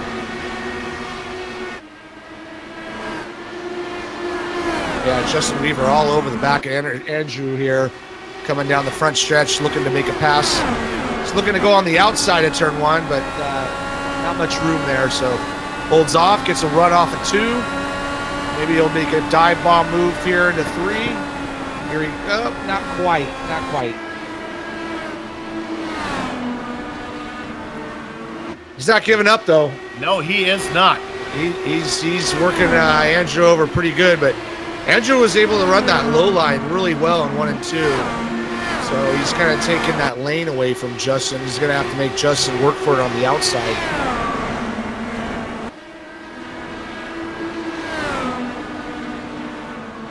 Just to follow up, if you're wondering about Scott Bolster, he did come into pit. Ooh, contact! Justin and Andrew crashing. I was on watching that, and Justin went into turn 1, washed up, and collected the 2 of them. That's unfortunate. There's 2 good runners out of the race.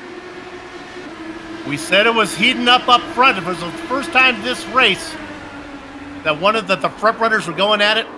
Weaver and Kinsella get together. Yeah, and Andrew gave him room, and Justin just kind of washed up, and you know, there's just nothing he can do. He's probably out of the gas, and now they're both limping back to the pits, trying to get what they can get. Here we go on board with Andrew. You see Justin goes in deep. Andrew gave him room. He was there. He gave him spot, and that was it. One more time from Weaver. My gut tells me this accident was half aggression, half boredom. I really just think that Weaver and Kinsella, it was time for them to have some fun. Boy. Yeah, I took out 2 good cars out of this race, so it's unfortunate for both of them. And I just saw Andrew come into the pits, and I think he missed his box. He's got to go back out and come back all the way around again. And his car's not driving very well. Yeah, he came in, he missed his stop. Well, let's take this opportunity to tell you a little bit about Brian Yazik here in the Lionheart Series. He's making his 47th race so far. He's got 2 wins. Pretty well done for Brian. Interesting enough, alphabetically, he sits just ahead of our own Amjad Yaman in the career stats. Yaman with 1 career start.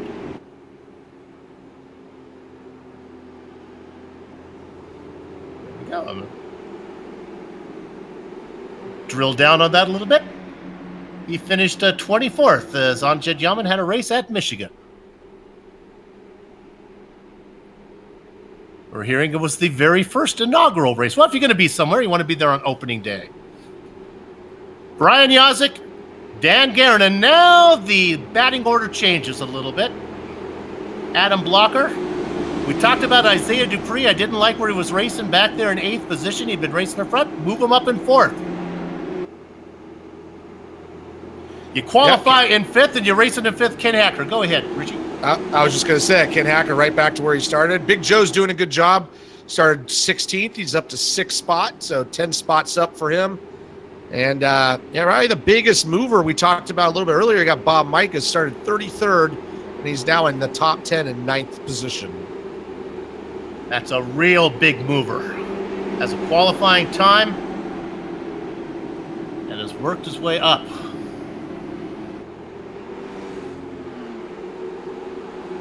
Another driver that's up 6 spots is racing now in 12th. That's Greg West.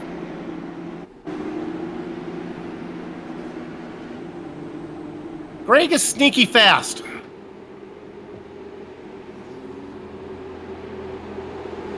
Racing out there for Nighthawk Racing.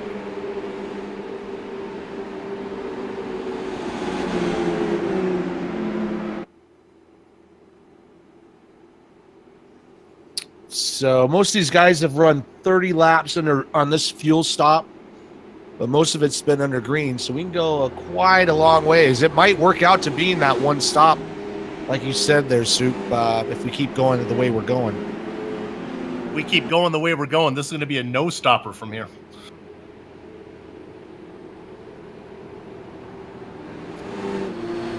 All right, let's look at that beautiful pace car. Look on top. There are no lights on it. Well, there are lights, but they're off. So the pace car makes this wide exit, then the dive in. And Brian Yazik leads them into the first corner. Guerin, Blocker, Dupree, and Hacker. Yeah, Dupree got a good run off of 2, and Adam Blocker did not. So I say Dupree's looking to challenge Adam right here.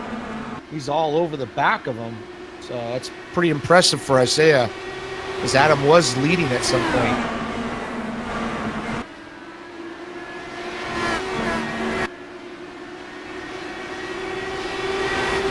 See him coming at you. Dupree doing a good job racing in fourth. Looking to get some clean air, running a little bit higher than Adam. Out of 4. That's what you got to do to keep that front end underneath you, is you got to get some air to those front wings. If you follow the guy right in the corner, you're just going to wash out and lose a ton of momentum. I'm going to take you away from the up-front battle because I think that's going to settle down. I want to go back to 8th position. And actually a little bit farther back. This is Bob Micus. Then things really start to heat up. Matthew Mercer, Brian Greenlee. That's West on the low side. Up on top is Ed King Tutwiler. We have not mentioned him all race. Yeah, and he's trying to work that outside line. And right below him, here comes Dustin Wardlow. He's going to take advantage of that momentum loss by Ed, and he's going to take the position from him. You kind of see how it ebbs and flows as you try to make a pass. If it doesn't work, you're going to get passed. Joe Canagan Flanagan back in 16th spot. Looking in there with Joe Branch. All these guys just hanging around on the lead lap.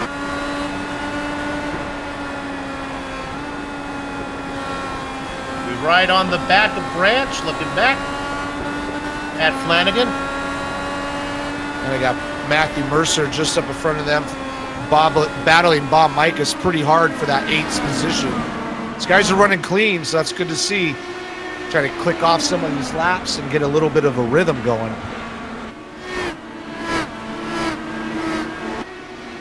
The top, I count back the top 6, 7 drivers all separated by about 10 car lengths each. The action all starts back with Micus, Mercer, back here in 8th position. And now even that begins to settle down as I think these drivers trying to put in some Milwaukee miles. Yeah, like you said, those top 8 guys, it's all about 7/10, 8/10 of a second apart. So they've all kind of find where their car works the best, kind of try to ride it out a little bit.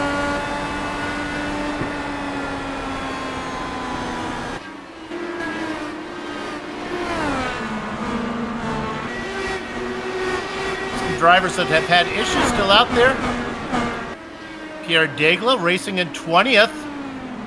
Well, Greg West had a little bit of an issue going through turn 4. I don't know if he got loose or something, but I saw him slowing down. He just got passed by 2 cars. Dustin Wardlow and Ed Tutwiler just went by him. Greg's doing a good job, though. Started 30th, running 12th, or running 13th at the moment. So he's having a good run here. Yeah, I don't think he's happy about 13th right now. I think he thinks he's faster than that. We are working lap 132. We are 2/3 of the way through this race. Star of the show has been the pace car. And Brian Yazin. Yeah, Brian Yazek started on pole, briefly lost the lead to Adam Blocker, but quickly gained it back. And since then, he's kind of just taken off and done his thing. He hasn't blown anybody away, but no one's been able to challenge him. You know, Dan Guerin started fourth, running a good second. So following up with that good run last race at Indy. Yeah, looking at Yazek, might want to check his luggage for stolen towels because he's beginning to check out as he's opened up almost a second lead on Dan Guerin. And with lap times of around 20 seconds, that second lead pretty big. Going back to where we were, we got a Greg West trying to make a move back on Ed Tutwiler in turns 3 and 4. Is probably one of the best battles. And right behind Ed, here comes Greg West trying to regain those spots. Oh, sorry, Joe Branch trying to regain those spots that he lost earlier. West moves up to 12th. Tutwiler sitting in the Baker's Dozen position. Joe Branch back there in 14th, trying to move up. Haven't talked much about Joe Flanagan. He started 8th, but he quickly fell off the pace at the beginning. He's back in 15th spot, so I'm sure he's not happy about that at the moment. Right behind him is George Anzaldo, who was on a little bit of a different pit strategy earlier, holding tight in 16th spot, although he's got Michael Gray looking to challenge him for that on the outside here.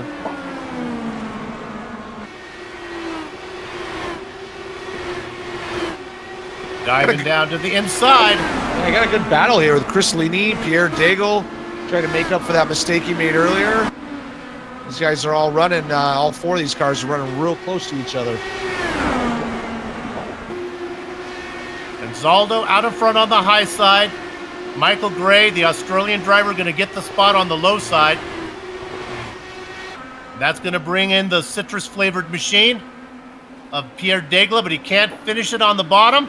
Yes, he can. Chris Lanini back there watching the whole thing in the Voltec machine.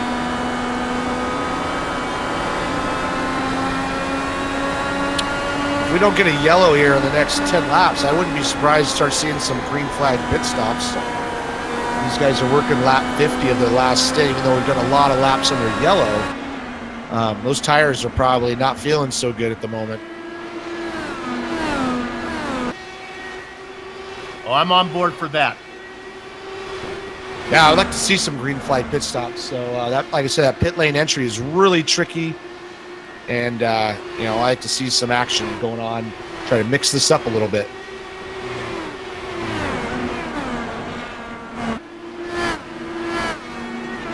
"25 cars on the lead lap. The last one is Tony Schowen. And that may not be the case for long, as Brian Yazek can hear his engine.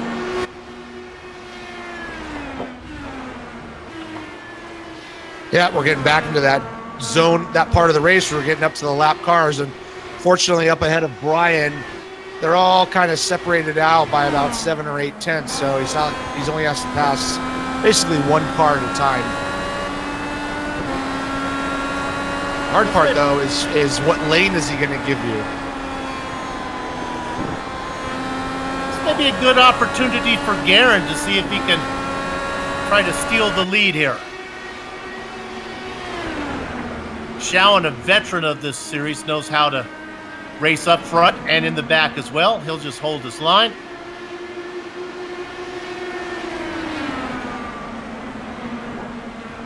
Yeah, he's not giving them as much room there. The interval now down to a half second as Guerin's coming.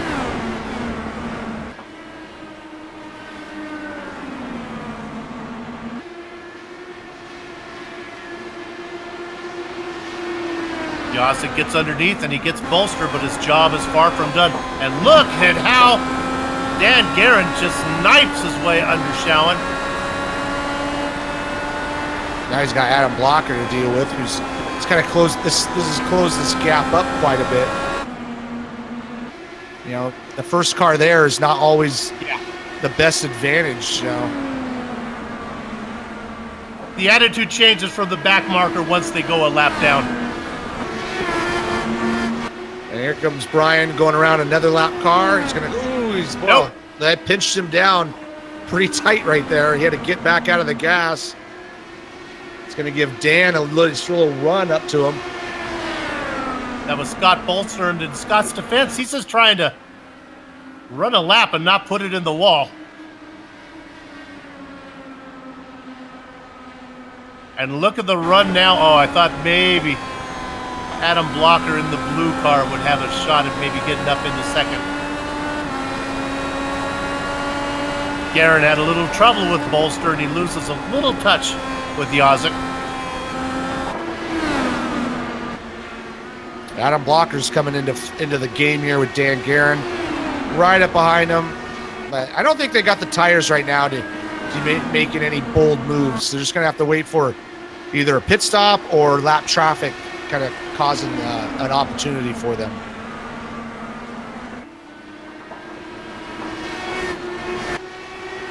And there we go. He easily gets around Moeller. Scanning all the way through the track, there really is not a battle other than this one for 19th position. Let's leave the leaders real quick and look at this, because I got a bad feel about it. This is Anzaldo, Lanini, and Ron Hacker. These guys all feel Yazik's breath on the back of their neck, and they do not want to be lapped.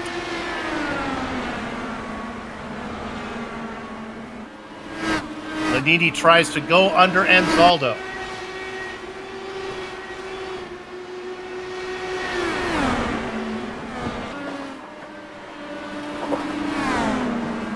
Anzaldo out of front, Lanini being pressured on the inside by Hacker.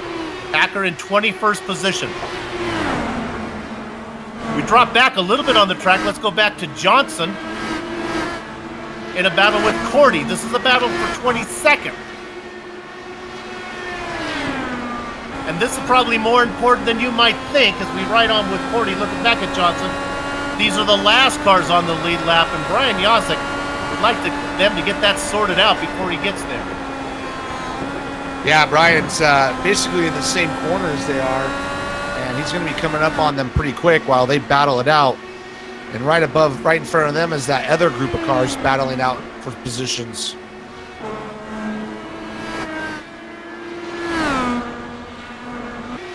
There's Yazik in the HPP Simulation Special. Ron Hacker and Chris Lanini and George Anzaldo still battling it out.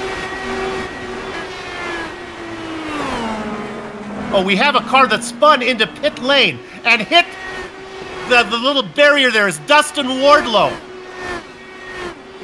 No yellow flag, but the Candyman has hit. Wow. Well, that was close. Can't get much closer than that. That little opening. Here we go on board with Dustin Wardlow coming through turn 4. Whoever was in front of him got out of the gas, and he got out of the gas too, and then hit those sand barrels. Yeah, you can almost imagine the sand flying there on that one. No caution on that one because it's off the racing line. And now the pit stops have opened up. Our leader is in. You want a green flag pit stops? You got green flag pit stops. Yazik out first. Yeah, Yazik pitted before them, and now he's going around them. Here comes Adam Blocker and Dan Guerin. Adam Blocker got past Dan Guerin. And a caution. I'm seeing Isaiah Dupree. No, it's Isaiah Dupree. It's David Cordy, yes. They get together not once, but twice. They can't get it worked out. Cordy is spun in the pit exit lane. Oh, he just got on the gas a little too hard. Clips the barrier. And Dupree doesn't know where to go. Dupree didn't know. Yeah, and then they crashed into each other again.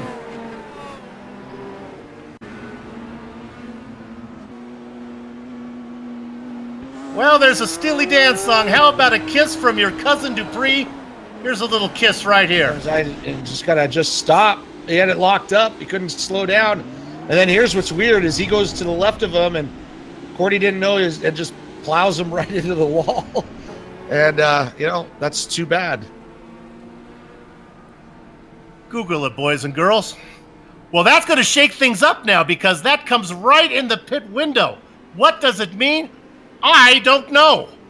I know that Joe Hazard is coming in and he's credited with leading. Yeah, well, it's those guys pitted under green, so they definitely lost a lap to some of these fellows in front of them. Obviously, they're going to have to pit too, but I don't know. We'll see how it shakes out as we go around a couple of laps. I'm seeing Ron Hacker, believe it or not, as your leader, but he hasn't made a stop. And I think it's all going to shake out. I think it's all going to come out in the wash, as my mom used to say. I think Brian Yossick's going to be our leader. Ron Hacker, for whatever reason, has decided to stay out, as has Scott Johnson.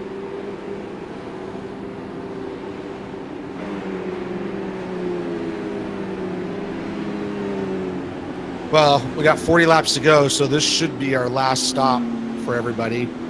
But this definitely mixes it up. We'll see how it shakes out as we come around and some of these cars in front of them start taking to the pit lane.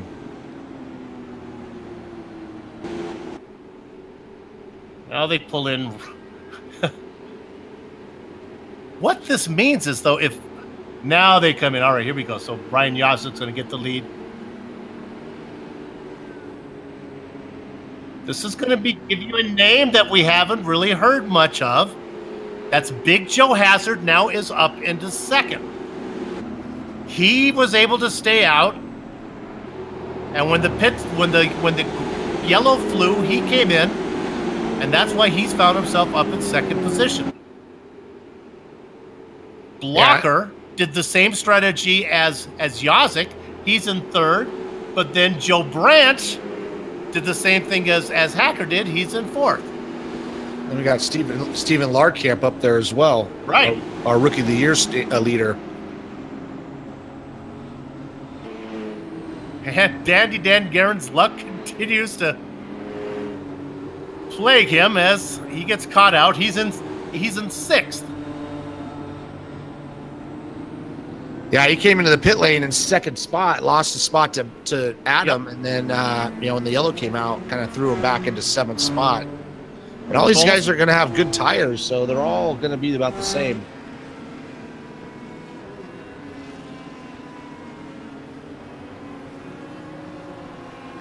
Yossick, Hazard, Blocker, Branch, Larkamp, Guerin, Greg West, Joe Cadigan-Flanagan, Pierre Nightingale, and James Krula round out your top 10.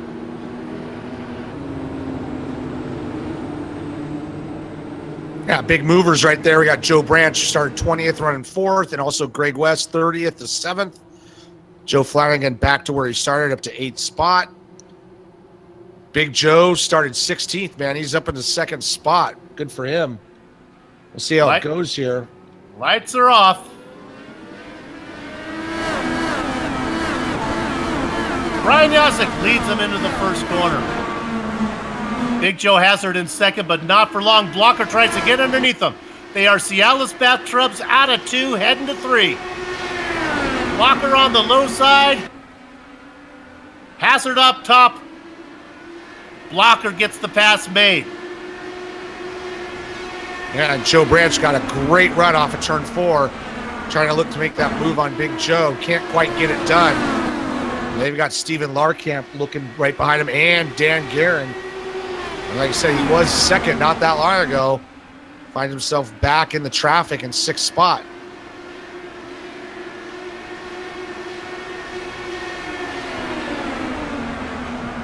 Drop back a little bit farther, back to 7th position.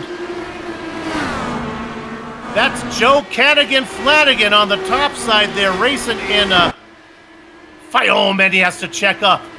Look at the run he gets out of 4. Careful, boys, 4 is tricky. 3 wide! Doing a little bit of rhinoplasty, chopping the nose off of Greg West. Great Plus job the keeping car it of together. Dagla. Woo! Yeah, great job keeping it together. Want to see this thing go green the rest of the way. So nice job of those guys fighting hard, but fighting clean. Joe Flanagan up to 7th. He's a veteran of the series. One of the commentators on GSRC initially nicknamed him Wrong Way Flanagan. He was a great qualifier, but would finish much farther down the order. He's shed that nickname. It's much more positive now. Canagan, as he's up into 7th. He's got Stefan Larkamp and Dan Garand racing 6th and 5th ahead of him. Up front, it's Yazik and Blocker.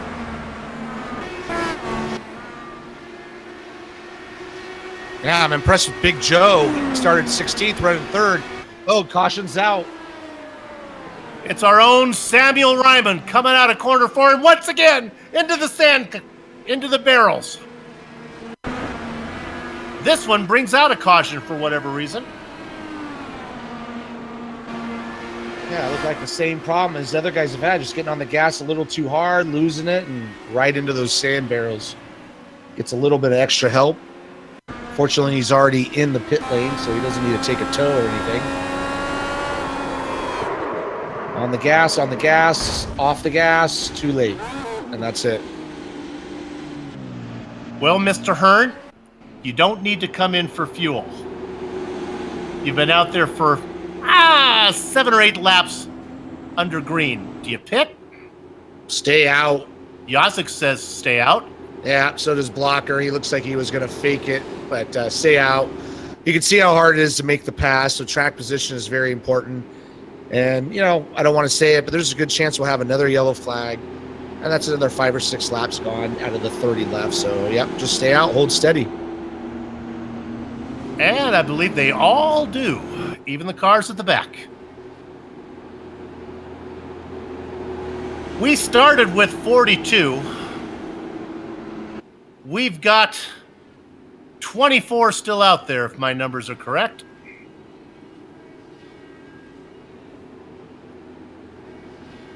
Yep, I believe Mitchell Moeller is the last car running 4 laps down at the 24th spot. Well, let's correct ourselves. How about Samuel Ryman? After putting it in the barrels, he's brought it back out. He's back out there getting those points. He's 35 laps down with 31 laps remaining. I don't think he can gain anything. No, but he is he's 3rd in those rookie standings. So if you look at his car, though, it looks not great. So he's just kind of holding steady, and like I say, he's 3rd in those rookie standings. So he's probably trying to get whatever he can. 31 laps behind Mitchell Moeller. So I guess in theory he has a chance. Yeah, that's probably his only chance. But after a little while, you just got to give it up.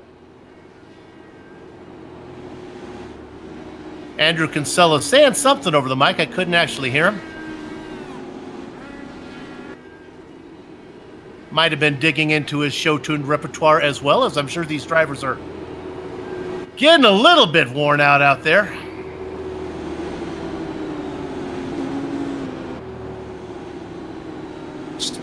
Lights are still on the pace car here, so we'll go at least one more lap.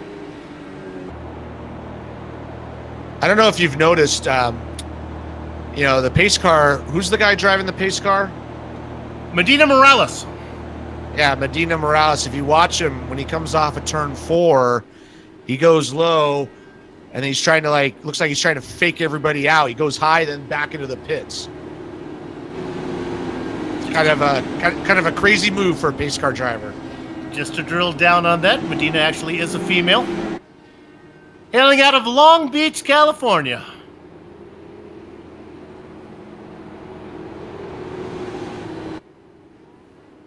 Brian Yazik, Adam Blocker. Both of the male persuasion. They race in 1st and 2nd and have been the cream of the crop. Andrew Kinsella, have a catch, continuing to hold court. There's our pace car driver. There she is. Look at it. Watch this move. Yeah, this is going low, up high. Gonna fake you out. Quick in. There she goes. Hey, guess who's taking him to the green flag? It's Brian Yazik. The two blue cars up in front, Yazik and Adam Blocker. Now we got a strong battle behind them with Dan Guerin trying to make a move, trying to get those positions back. Going on the inside here into turn 3, holding tight. Guerin says to Joe Branch, Joe, I love you, but I do not belong in 5th position. I have a winning car. He's now put it in 4th. He's going to try to explain that to Joe Hazard now. Yeah, he does have a good car, so he's got to try to make quick work here of Big Joe, get back to where he was, and see if he can get that 2nd spot away from Adam Blocker. They lost early on in the pits.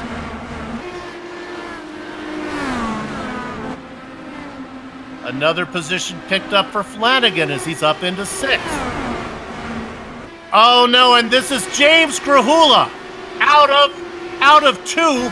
He's off the racing line. He's hit it off the fairway. He is out of bounds and no yellow flag. Just drifting it into turn 1 and 2 and hits the wall, ends his day, and doesn't go out into the racing line, so we didn't get a yellow flag for that one.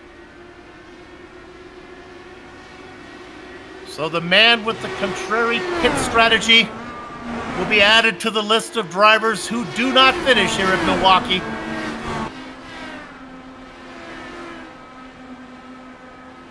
Good news for Samuel Ryman. The car ahead of him crashed. Bad news for Samuel Ryman. He doesn't have enough laps to get that position. And Sam knows that. He's taken his car off the track as well.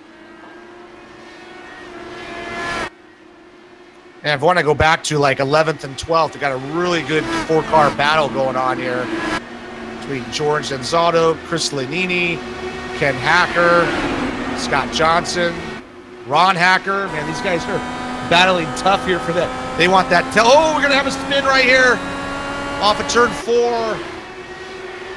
It was Ron Hacker. No yellow. Oh, yellow flag. I thought they were going to keep. He kept going, and I thought we were going to be able to keep it alive. He did a lovely pirouette a la the Corbett. Brought it back out. But unfortunately, the yellow flag comes out. Yeah, he was way too low at that part of the track. There's no grip down there. And fortunately, trying to get back on the gas. And I thought we were going to keep going green, but iRacing thought differently. Yes, well, the automated iRacing stewards they're a fickle bunch. Sometimes they don't get a lot of simulated sleep and they can be cranky. Sometimes they begin in a good mood and are slow to throw the yellow. Yazik, Blocker, Big Joe Hazard. This is good news for Dan Guerin. He'll have another chance to get to Hazard. Daigle was able to get around Flanagan. Daigle up to 6th, Flanagan back to 7th. Our hotshot rookie Stephen Larkamp back into 8th. Greg West, he's been up, he's been down. But unlike the sun, he is not setting in the west. He is up into 8th position, 9th position. George Anzaldo in 10th.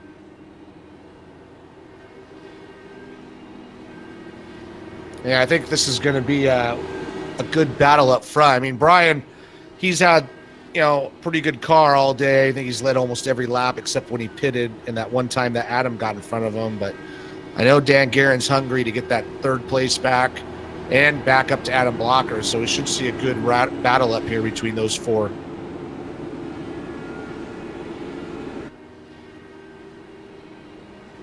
You're watching the Global Sim Racing Channel, boys and girls, and this is the Round 11 of Lionheart IndyCar Series. Go ahead, Rich. I was going to say, I'm just hearing a lot of these guys trying to burn off fuel under these yellow flag laps. Obviously, fuel's not a concern anymore. Try to make those cars as light as possible.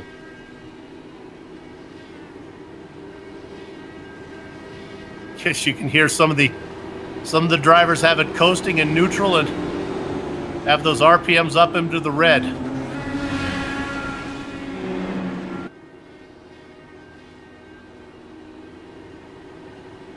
All right, so 18 laps to go. About 17 laps when we go green, something like that. As much as I love the competition, if you're a driver back there racing for 13th or 14th or 17th or 21st, how about you keep the car on the track and we bring it home? If we're going to have a yellow, let's have it from one of the drivers up front battling for the win.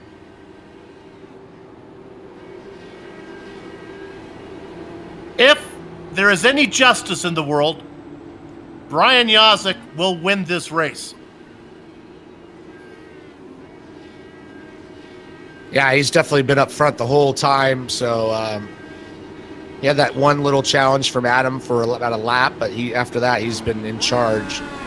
Adam's been strong. I know he's poked his nose in there a few times. I don't know if he has enough car to get by him. Can't forget about Big Joe. He's done a great job starting 16th, earned his way up to 3rd. And, of course, Dan Guerin was running 2nd before those last round of pit stops, fell back to about 7th. He's made his way back up to 4th, so let's see if he can make a clean pass on Big Joe and get back up to Adam.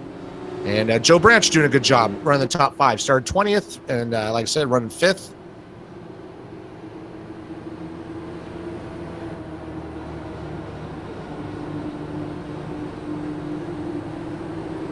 It's a beautiful afternoon for racing here at Milwaukee. Looks like we're going green.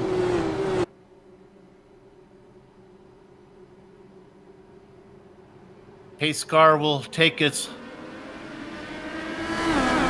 leisurely stroll into pit lane, and now it pounces in. Brian Yazik, 17 to go, is your leader. Here comes Does Dan Adam Guerin. Walker have anything for him? Dan Guerin looking on the inside of Big Joe right there. He's got the inside and he's got the move made. He's gonna Got him. Yep. Now he's got his set sight back on Adam Blocker where he was earlier. Yazik, Blocker, and Guerin. Order has been restored back at the top of the order. Our spotlighted driver, Pierre Degla, up into 5th. Wow. Here comes Joe Branch.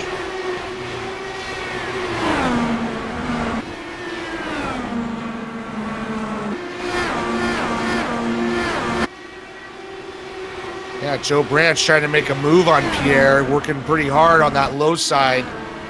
Really wants that 5th spot. He's going to get the pass done, I think. About 3/4 of the way past him. He's going to have the preferred line, but no, Pierre hangs on the outside there of turn 1 and 2. It's pretty brave. These guys are racing hard, racing clean right now. Degla stays in 5th.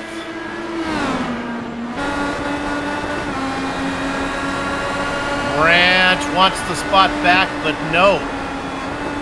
Degla makes the pass. All this going on behind the leader. Yazik just seems comfortable. Yeah, all these guys are spread out pretty evenly, and it doesn't look like anybody has, the car, the tire to make a move. Even our little battle between Joe and Pierre Daigle has died off a little bit. Everybody's kind of separated out.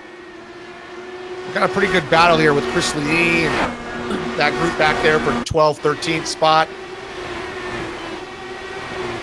Yes, there is fighting going on back in the pack. And Zaldo and Hacker are too wide. And then you're looking at this mess here with West, Frahula, Lanini. There's the blue car, Lanini, going underneath, coming out of 4. Makes my stomach a little queasy, but they manage it. 10 miles to go. Yeah, 10 miles to go, doing a great job.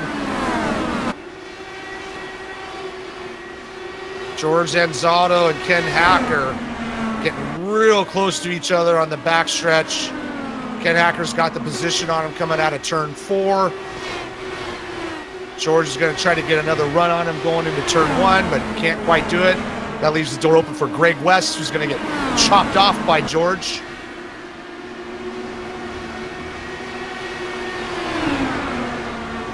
Greg West is going to look on the inside of George once again.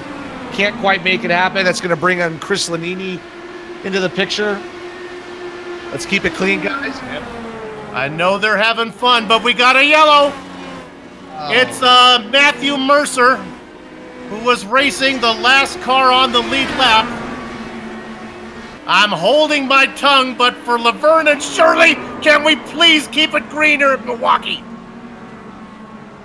I think I jinxed it. I was just about to say, yeah, but that's going to be, what is this going to make it for, like a one-lap shootout? I think it'll be close. We should be able to get green again, yes.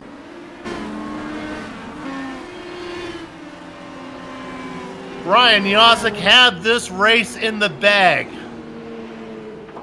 If he doesn't get the win, it'll be the biggest injustice since the church imprisoned Galileo.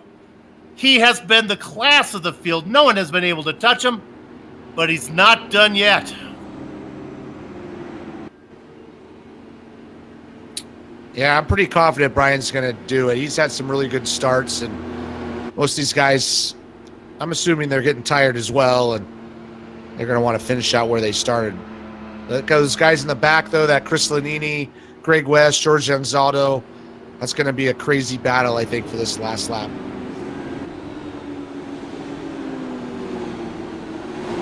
Ed King Tutwiler coming into pit.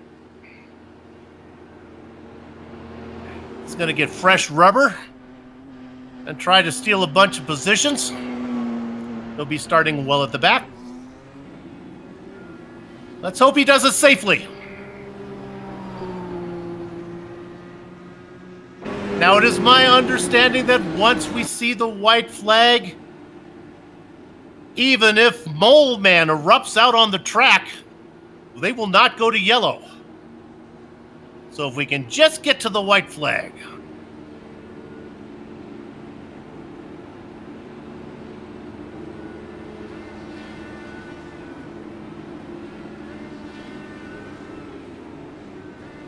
Does Dan Guerin have anything for the drivers up in front of him?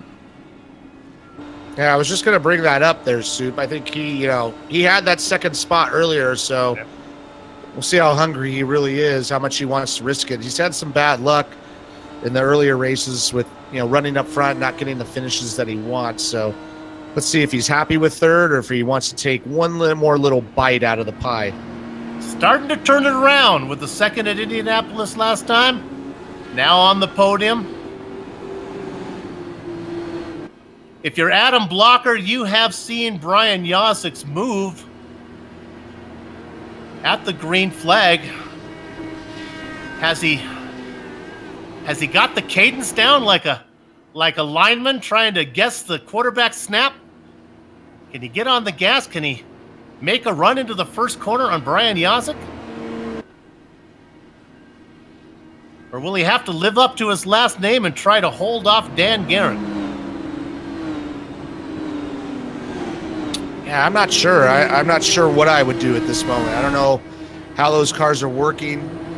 And it looks like even if you get on the inside of somebody, they can kind of stay on the outside of you there for at least a lap. So, be surprised to see. I'll be interested, I should say, to see what happens here. 19 cars on the lead lap. A couple of them in the back have fresh tires.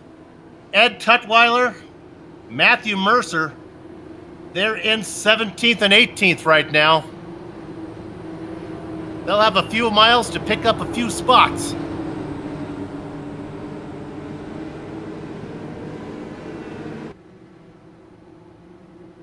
The lights are off the pace car.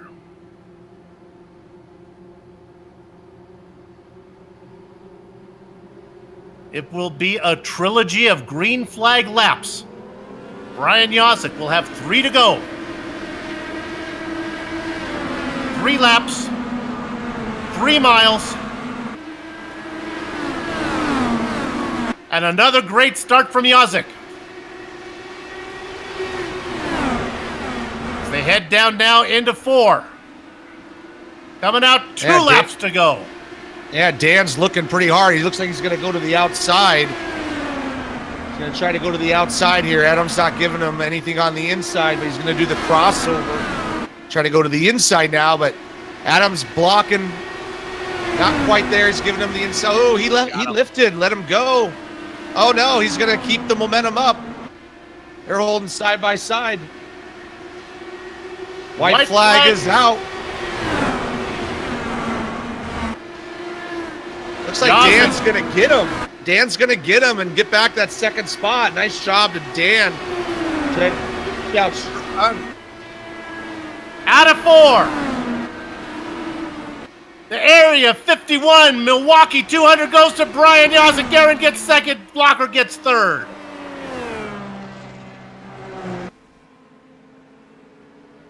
They were crashing as they came across the finish line. Bob Mikas finishes in 13th position on his helmet. We're going to look at West, who spun on the final lap. Yep, coming into turn 1, went really low. Got up on the curb there a little bit, just like that was the first yellow flag we saw. Now we can go right to Mikas if we can. If we're able to, we'll watch. They come out of the final corner.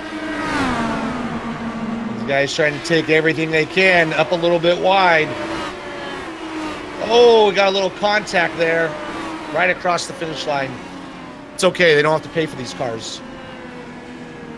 That was Mikas, to give the names there. That was Mikas getting into it with Michael Gray. Both cars finish on their lids.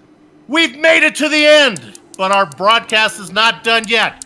We're going to take a short break. We'll be back to run down the entire finishing order, talk to some of the drivers before we put a lock on the gate. Back in a few.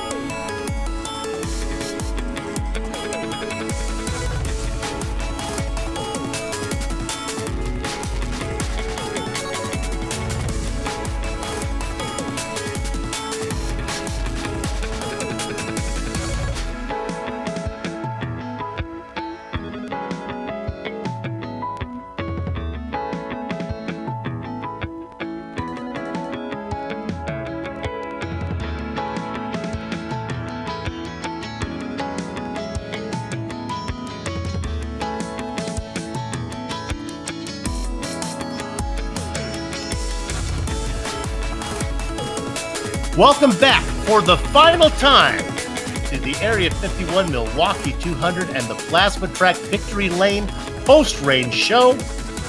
You know, if you're struggling to find something for the person who has everything, do I have the website for you? Plasma-tracks.com not only produces original racetrack wall art Motorsports Trophy home decor and motorsports fabrications are also available. I could try, but my words would not do justice to the uniqueness of their wares. I'm telling you, the only way to fully appreciate their artwork is to see it for yourself. But I'm warning you, one visit and the next thing you know is you'll be trying to convince your spouse why you need a plasma track wall art hanging on your home. See it all at plasma-tracks.com. Use the promo code LRS2018 to get 25% off your order. And now, let's do 100% of the finishing order here at the Milwaukee Mile for the Area 51 Milwaukee 200. It was Brian Yozik. He was the cream of the crop. He was the big cheese. He was the best car out there. And justice was served as he gets the win. Dan Guerin comes home in second. Adam Blocker has to settle for third after racing in second for much of the last part of the race. Big Joe Hazard and Pierre Nightingale go fourth and fifth. Joe Branch comes home ahead of Ken Hacker. Our rookie, Stefan Larkamp, comes home in eighth. Chris Lanini in ninth. George Anzaldo rounds out your top 10. Yeah, coming up in 11th spot is Scott Johnson. Great job from him, 39th to 11th. Next up is Ron Hacker. Then Bob Mikas, who got caught up in that last rep there right at the finish line. Ed Tutwiler and Tony Schoen, 14th and 15th. Matthew Mercer, Scott Bolster, Bob Gray, Racing Kangaroo Greg West, and Brian Greenlee round out the top 20. Hidden Blackjack, it was the Candyman, Dustin Wardlow. The double duck spot goes to Mitchell Moeller. Joe Flanagan, my gosh, he was all the way up looking for a top 5. He has to settle for 23rd. James Grahula, we saw what happened to him. He's going to go in the double dozen spot. Quarter century mark for Brian Beard. Then we get to David Cordy, Isaiah Dupree. They got together on pit exit. Samuel Ryman, he saw the sand barrels there. Andrew Kinsella, our point leader, going to get 29th. Justin Weaver, how about him in 30th, Richie? Yeah, bringing up 31st spot is Vincent Blumenthal, Brandon Linkerman, 32nd, Jason Galvin, 33rd, Ian Adams, 34th, Michael Goodman and Tyler Graff at 35th and 36th, Robert Bluen in 37th, Christopher, 38th, Peter Edwins, 39th. I'll finish it out here. Woody Mahan in 40th, Bart Workman in 41st, and in the back there, Jack Bogan was 194 laps down, unfortunately. 42 drivers took the grid. Just about half of them were running at the end, just over half. Let's go ahead now as we have interviews to do, and I have the honor of talking to our race winner, Brian Yozik. You were the best driver out there. You got what you deserved. Congratulations on the win. Brian is there. Brian knows how to work these things. He's had many of interview, and he's left us, so that means I get to talk to somebody else. To the man who has been unlucky all season, let's talk to Dan Guerin. Dan, you were fast, just not quite fast enough, but second at Indy, second here today. It looks like you've turned your season around. It's definitely getting there for sure. Those restarts, I was loving them every second. I had them, the turn 1 and 2 down perfect. I was short shifting up to fifth there, and she just stuck while everybody else kind of easily went around, and I just flew past people. I needed one more caution. I think I had something for Brian. But, yes, I love the finish. That's 2 seconds in a row. Bring on the next one. You never really had a chance to show what you could do on the restart behind the leaders. You were always a little farther back. Yeah, that's fine. You know, when I was sitting there in third or fourth there early on, I was just watching the guys go at it. I'm like, okay, well, somebody might touch each other. I'm just going to sit back, let things happen. Never really happened, but, you know, hey, as I said, great night for me. I'm so happy with it. Yeah, well, it's nice for us to finally see you get a finish you deserve. Congratulations on second. Let's pick up a win next time out. Good luck the rest of the way. Oh, yeah, definitely want to try to get that win next time. I just want to give a shout-out to my sponsors, Lock Precision and Midwest Simulation. And big shout-out to my team. Love you guys. Dan Guerin, our second-place finisher today. We look like we can talk to, shall we try Brian Yozik one more time? We'll let Richie Hearn take a shot with him. There we go. We brought Brian back in. Richie? Brian, you with us? Yep. Hey, man, great job. You definitely were the best car out there, started first, briefly lost the lead to Adam just for a lap or two, and then just kind of held steady. Looked like a little tricky race, though. A lot of wrecks out there, a lot of yellows. Tell us a little bit about it. Yeah, I mean, there was a lot to dodge out there. Sorry for giving you guys the cold shoulder a second ago. I still don't like how Discord works, so I thought I was playing along, and then I jumped over here, and apparently I found the time portal. So, but no, it was a really solid night. The setup was a little tricky, but you had to know how to drive it, and that's how. I guess I'm lucky because I got a lot of experience, around this place and kind of driving all sorts of different things. So for me, it wasn't that bad. I just had to be a little careful on the front side. But yeah, a lot of guys were just having problems, and I don't know what was causing it because I was far the heck away from all of it. Thank God. First ever pole. That's awesome. So win number 3 on the season. It's awesome, man. It's a great night. Yeah, no, it was good. Fortunately, with all the yellows, it did keep all the lap traffic away from you. And so that kind of gave you the clear air. And it did look like a lot of people did struggle at a turn 4. And I know from personal experience, this is a very tricky track. And it definitely looked like you had a good handle on it. Well, congratulations. Really dominant job. And you want to give a shout out to some of your sponsors? Oh, absolutely. HPP Simulation, the best pedals in sim racing, right there. That's the reason that I got all these wins and all this stuff. And I'll tell you what, that pole lap, I did not expect that, and I found out exactly how long I could hold my breath. So that was a valuable lesson this earlier tonight. Yeah, HPP Simulation, Loud Pedal Motorsports, sim racing apps. Lionheart, I mean, all of you guys clipping that Apex. It's a huge personal sponsor for us, and for the league. They gave away the portrait last for Indy, and that was a huge deal. And Scott and all those guys do a lot of good work for the league and other people and all that. So yeah, Viva Motorsports. I mean, all the people that keep this thing going. We're happy. We're back at the points hunt. I thought after Indy we were done. But we're back in it. We're going for this championship, and we're just going to send it. Right? Nice job out there. When in doubt, flat out, right? Yeah, buddy. And we'll see you at the next one. Great job. Thank you.